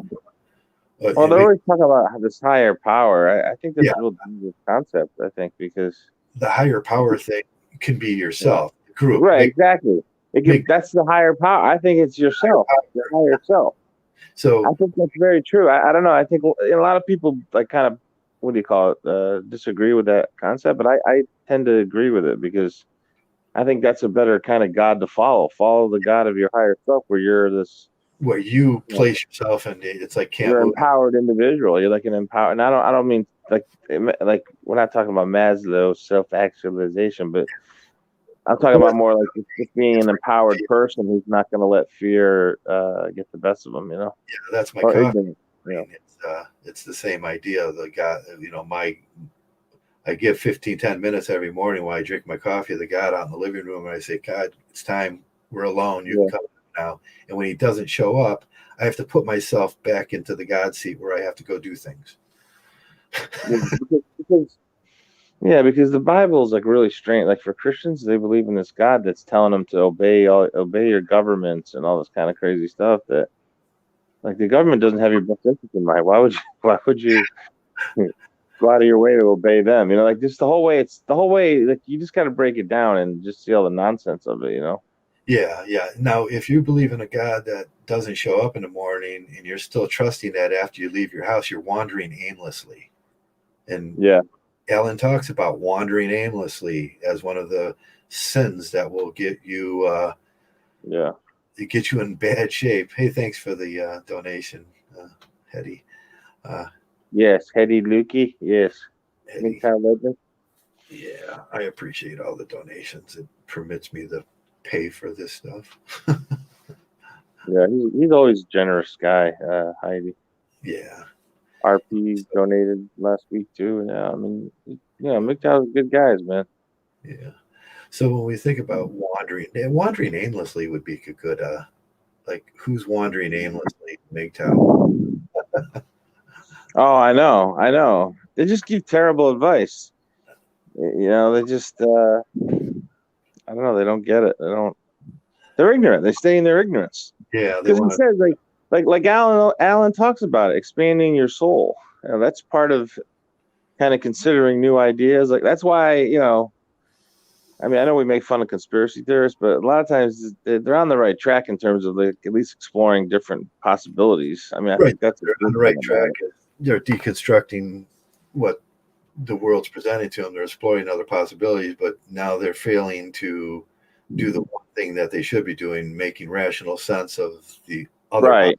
possibilities. Right. Like it doesn't make rational sense to believe in these reptilian beings. I mean, it's as stupid as these people are human beings are reptile, whatever, right? Yeah, yeah, that's where MGTOW comes. Yeah. Like David Icke or something. I mean, David Icke is obviously a shill, it should be so obvious. Yeah, You ever hear that guy, David Icke? He's pretty popular, conspiracy guy. Yeah, there's a lot of. I've been looking at the new personalities around the YouTube and everything, and there's a lot of like self-help guru personalities that wow, it's like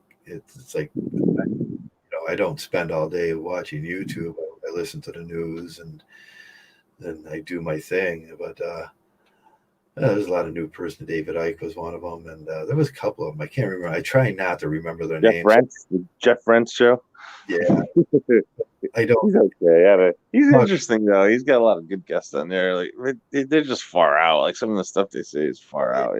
Every time I have to remember some idiot's name or his philosophy, that takes up space on like the real philosophies I want to remember. Yeah. Well, that's the thing. I think a lot of times they just throw this stuff out there to get you.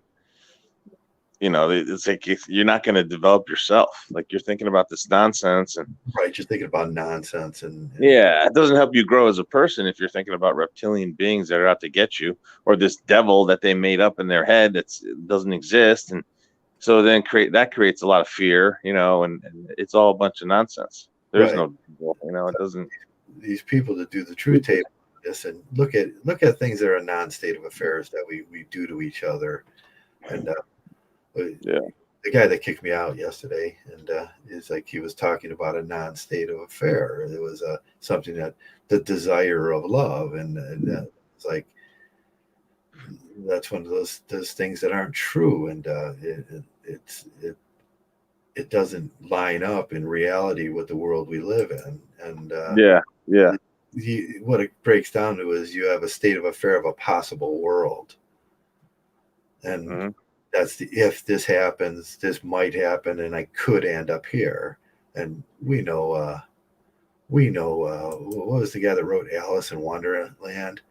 He says it perfectly. He says, I can't remember what he said. Is it ifs and whens and whats and them things, but it ain't, and that's logic. Well, Alan talks about thought, word, and action. Yeah, you can break down things. Yeah, Carol, right? Thought, word, action. So your thoughts are definitely, important. You have, what I'm saying. So yeah, that's what we say. You do your introspections, which he named a little different, and then you have some action, and you have your thought process stay logistically right, and don't veer from don't do non-state of affairs and fantasy fiction, and that process, and then you take that into action, and then with those actions you move into a better future where you can have a goal that's reasonable.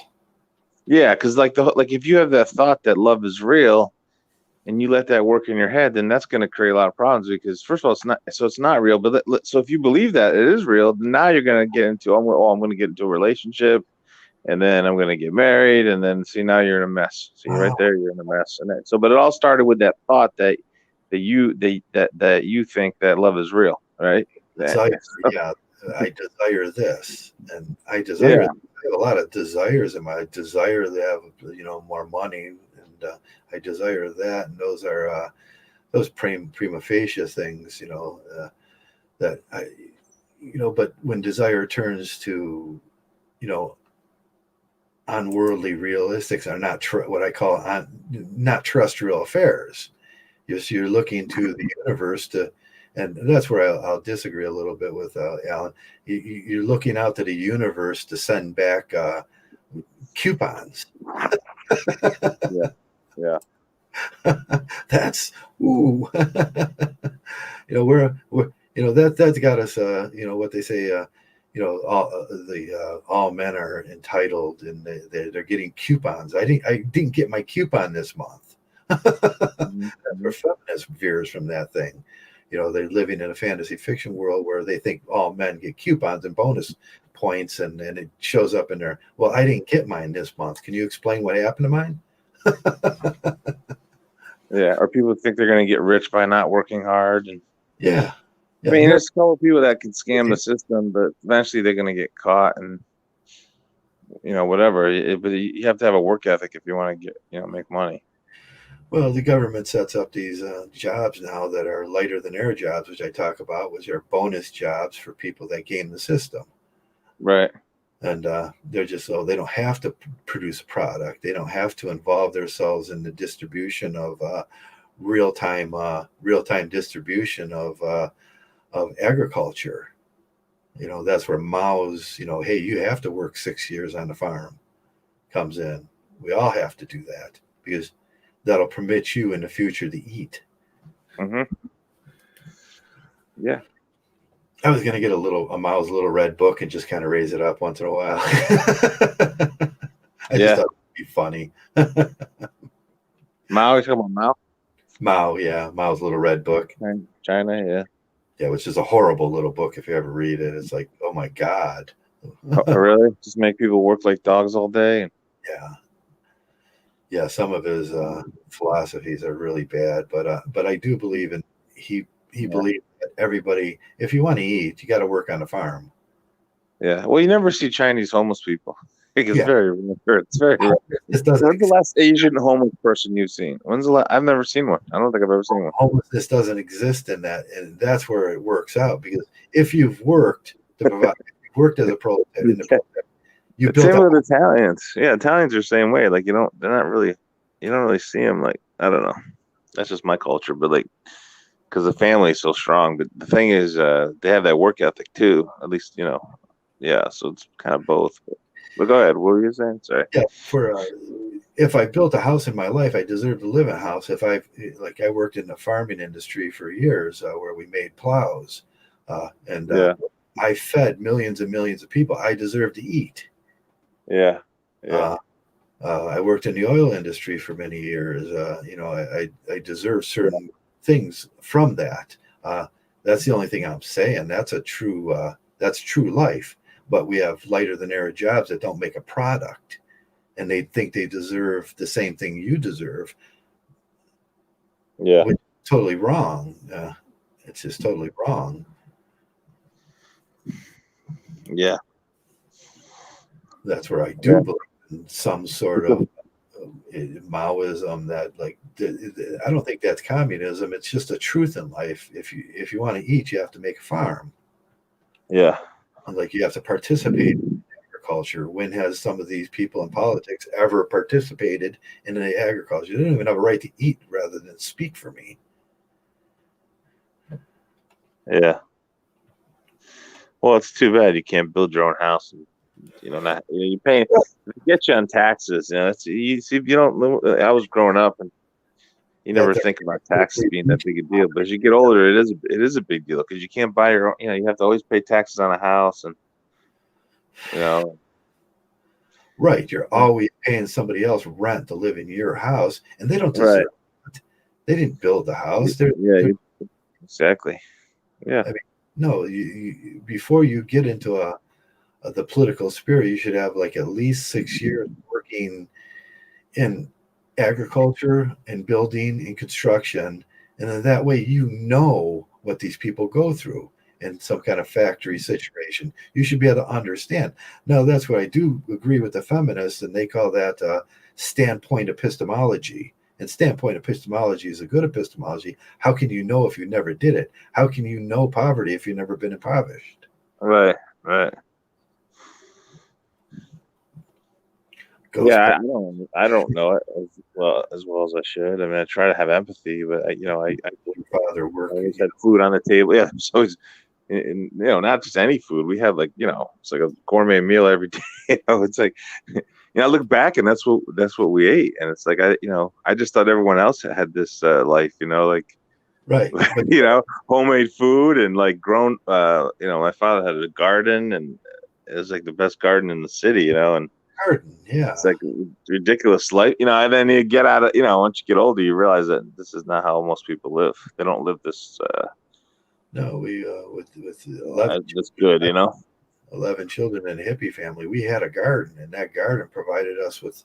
I still do that. Like I told you the other day, I just finally finished my last bag of tomatoes that I made from my garden, and I do that to supplement my income. And I know that it was part of living that we knew we had. That's we had to add to that. Yeah, that was a big part of life. It was just the meals, like putting a lot of thought into, like, what are you having for dinner, and there was a lot of thought. I mean, we ate a lot of pasta, good being Italian, but pasta.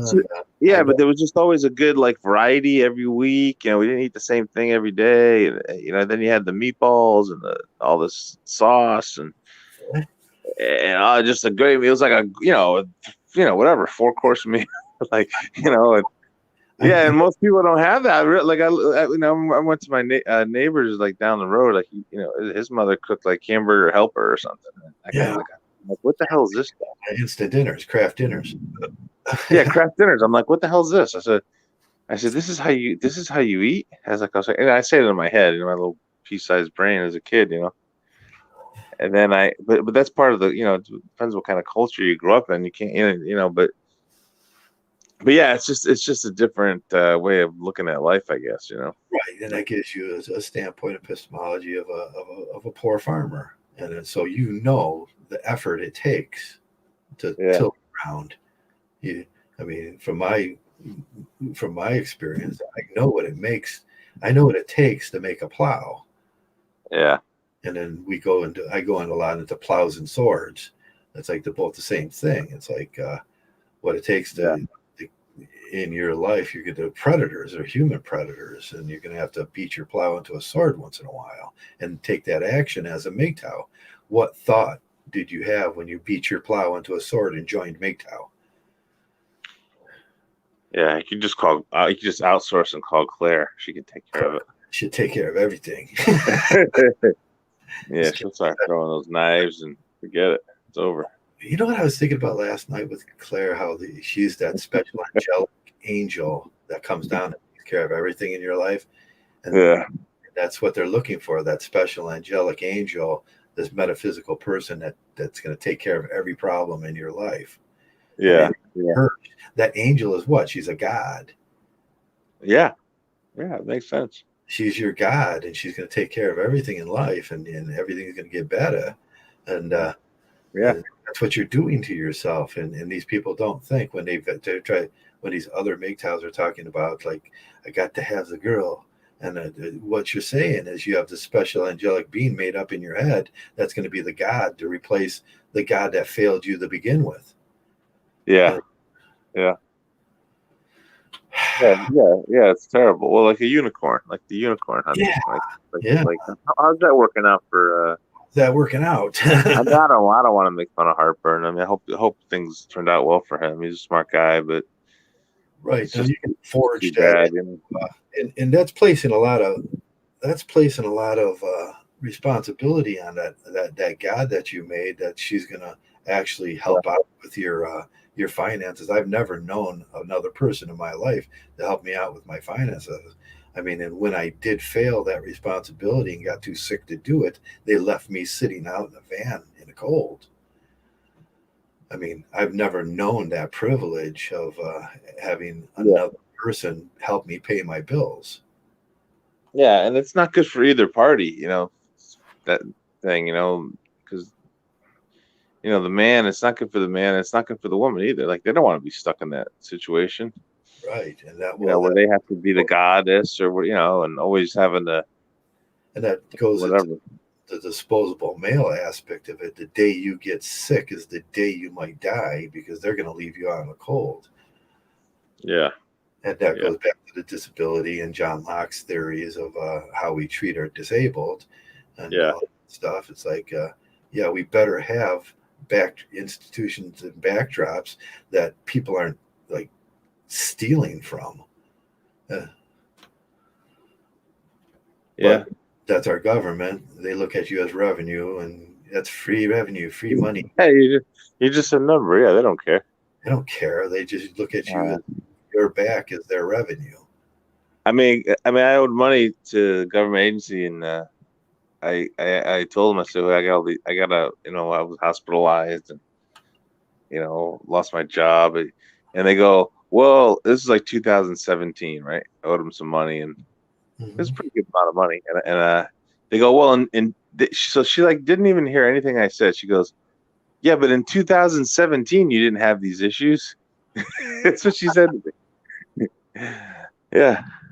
Right. Is that like a sick thing to say to another person? Like having no empathy like that, and just you're just a number, and that's all, and here's what amount you owe, and I was like, wow. I went off on her, and I had to hang up the phone on her, and because I said I better call back when I'm more calm. I said, you really upset me with what you said.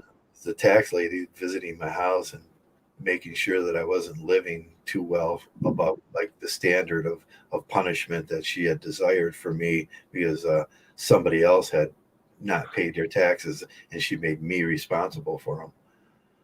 Yeah, right. With your wife, that bill went from 7,000 to 21,000 or something.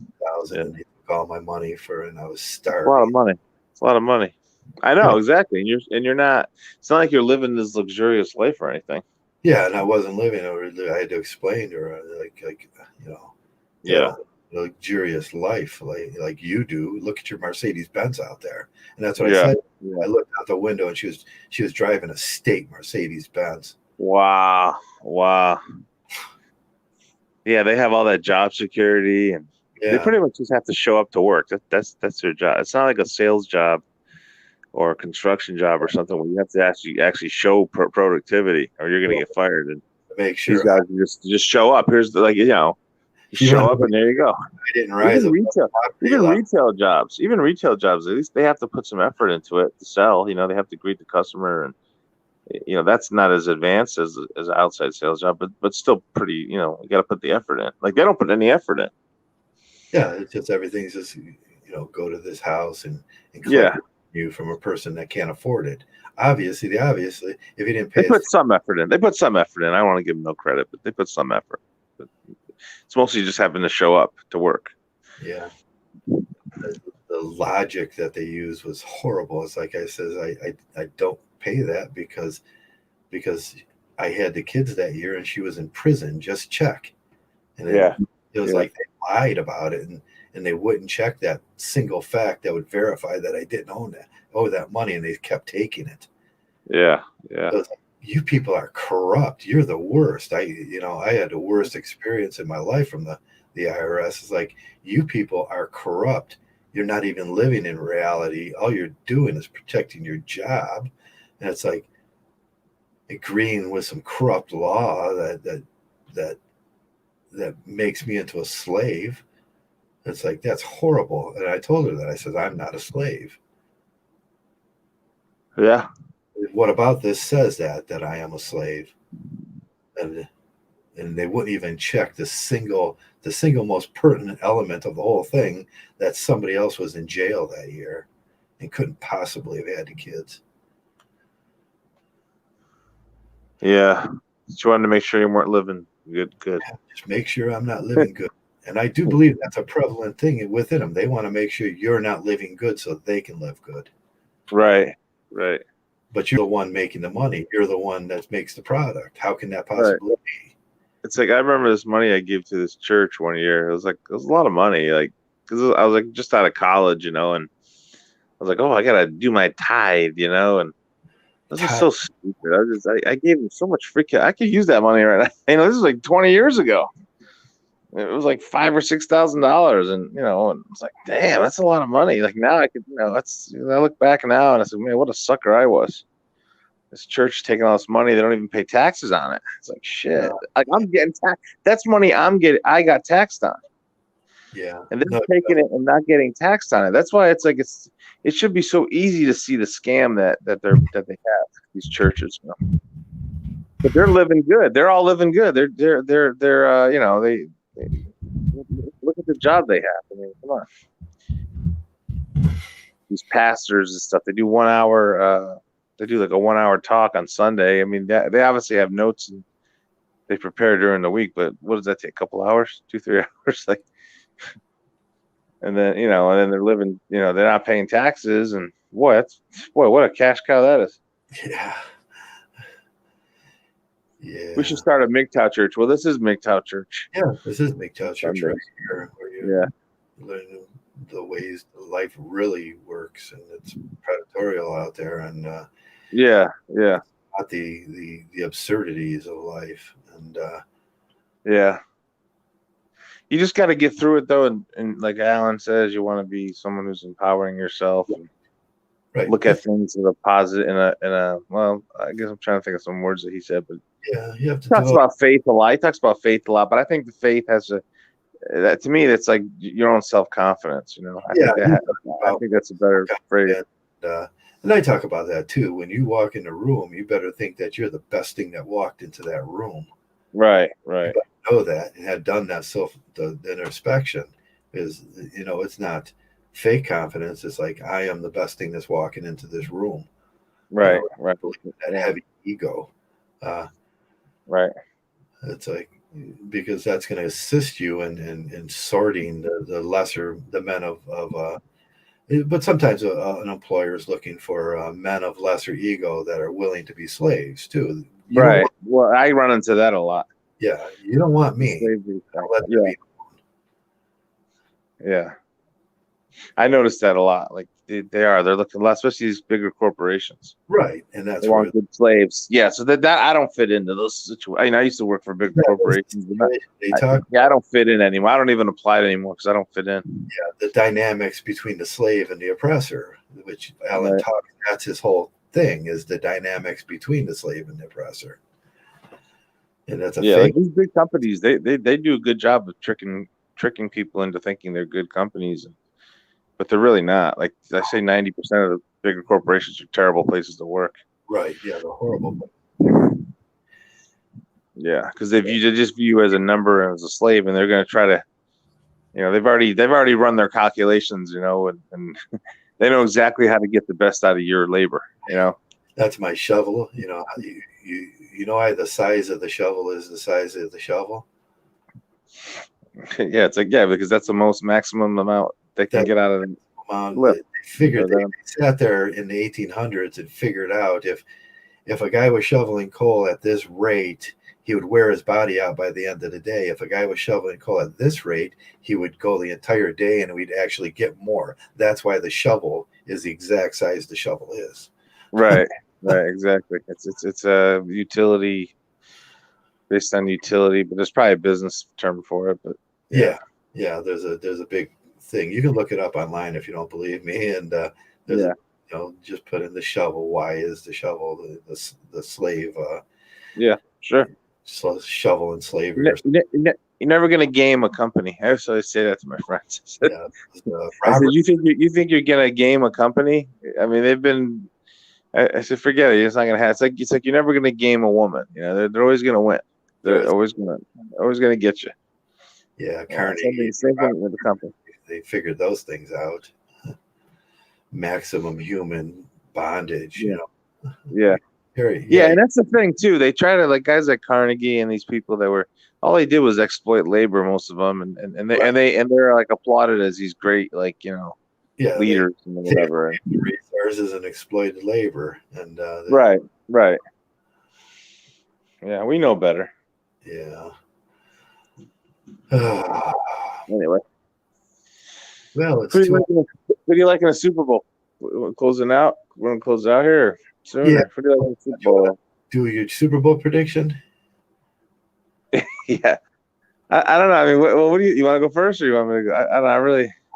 I'm really, it's one of those things where the Browns aren't in it, and it's just like, man, I hate Kansas City now because the way we lost was on a bad call, and it's like the two teams that they predicted to be in the Super Bowl are in the Super Bowl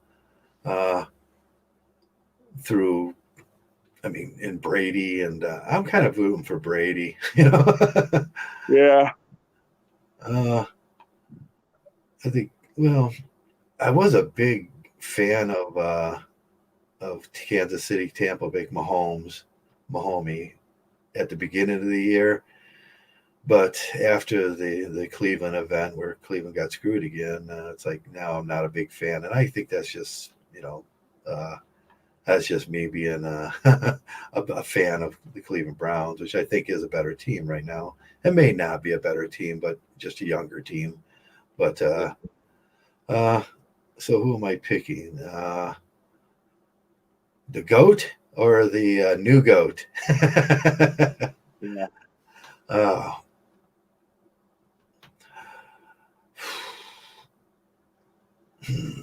KC got some players back this week, didn't they? Yeah. I think those tackles, I don't know if they're playing. The tackles aren't. I'm going 34-23 Kansas City. I just think the Mahomes is he's gonna pull it off.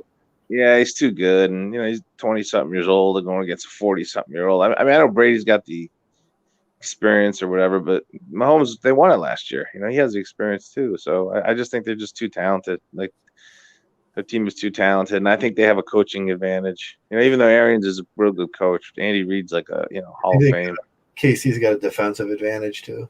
And I know, like, no, not really. I think they're pretty equal defensively, but like Arians is Reid is like his record during a bye week is like, I don't know. I have to look it up, but I think I heard like one of the. It's better than Belichick's. Better than Belichick. Yeah, I heard that on the radio, and it makes sense. Like, I think I think he might have said like he has the best record coming off a bye week. Okay. In NFL history. So Andy Reid. So I think he's gonna. Yeah, if they're healthy. Arians. Yeah. I'm gonna go 34-23 Kansas City, and I'm not gonna bet it. I was gonna bet it, but I don't want to go to the casino. It's too damn cold out. So forget it. Yeah, The only thing that bothers me with Kansas City is if the Bills exploited them in a few situations, which the Tampa Bay defense has the ability to exploit that kind of uh, that kind of play once in a while, and you're gonna have to come with the ends and then kind of contain Mahomes. And I think it's going to be a little closer. I see kind of a 24-23 game, and some either way it's going to go. But I think Kansas City might pull it off. Yeah.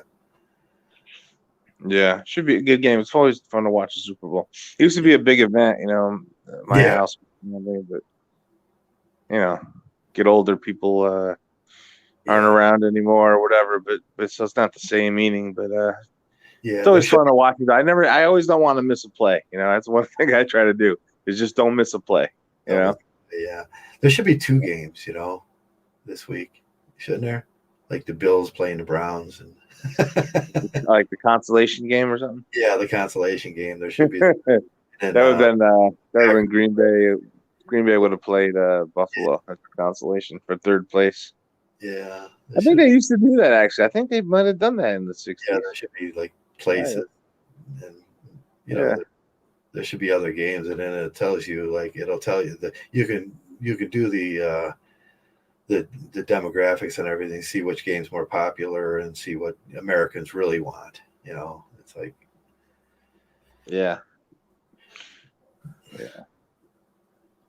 But anyway, thanks for having me on today. I appreciate it. It was, I think, James Allen is definitely a guy worth reading. I mean, he has a lot of kind of Christian background, but he doesn't get, at least he doesn't he's not like a fanatical Christian.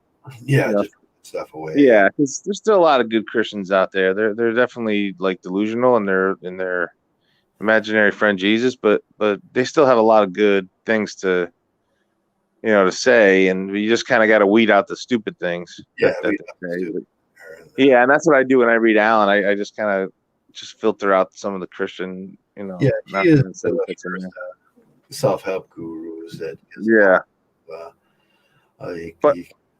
Yeah.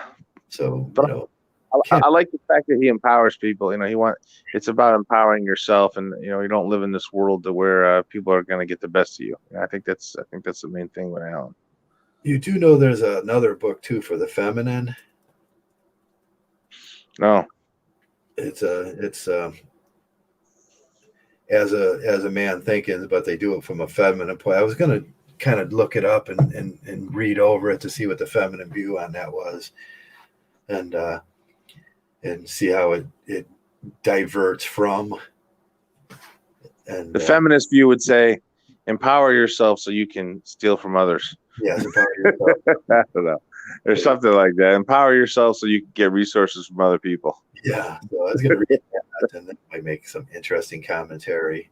So yeah, but there's a lot of really good books out there, and if you have trouble just reading and stuff like that, you can get audio book, and the world is open to you in audio book. I put my audio book on in the morning, and while I'm making my coffee, and I'm running around doing my dishes and stuff because I'm a pig. I let my dishes stack up at night, and I listen to an audio book while I'm vacuuming the floor and doing those things, and doing my laundry. And you can listen when you're riding your bike or out. And I think it's a beautiful thing to get. And I will say, audio, Audible is a cheap, inexpensive way for a MGTOW, and then you can build your library and learn. And they have great courses in there. Great courses are a great way of listening to some of the most brilliant people in the world. So with that, I'll plug my audiobook because I stole one of their things the other day, so I have to plug them now. And I wish I could work a deal with them where I'll plug them if they let me steal little pieces and parts and play them on this show. But I should write them and ask them. And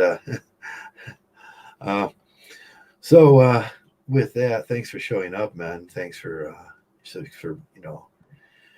you're here and we're here, and we're all looking for that place where we can talk as men and the rational men, and that's what we are. We're the rationalists in this place. And thanks each and every one of you for showing up. And it was without you, we wouldn't have a MGTOW. And most of all, thanks for being MGTOW. MGTOW.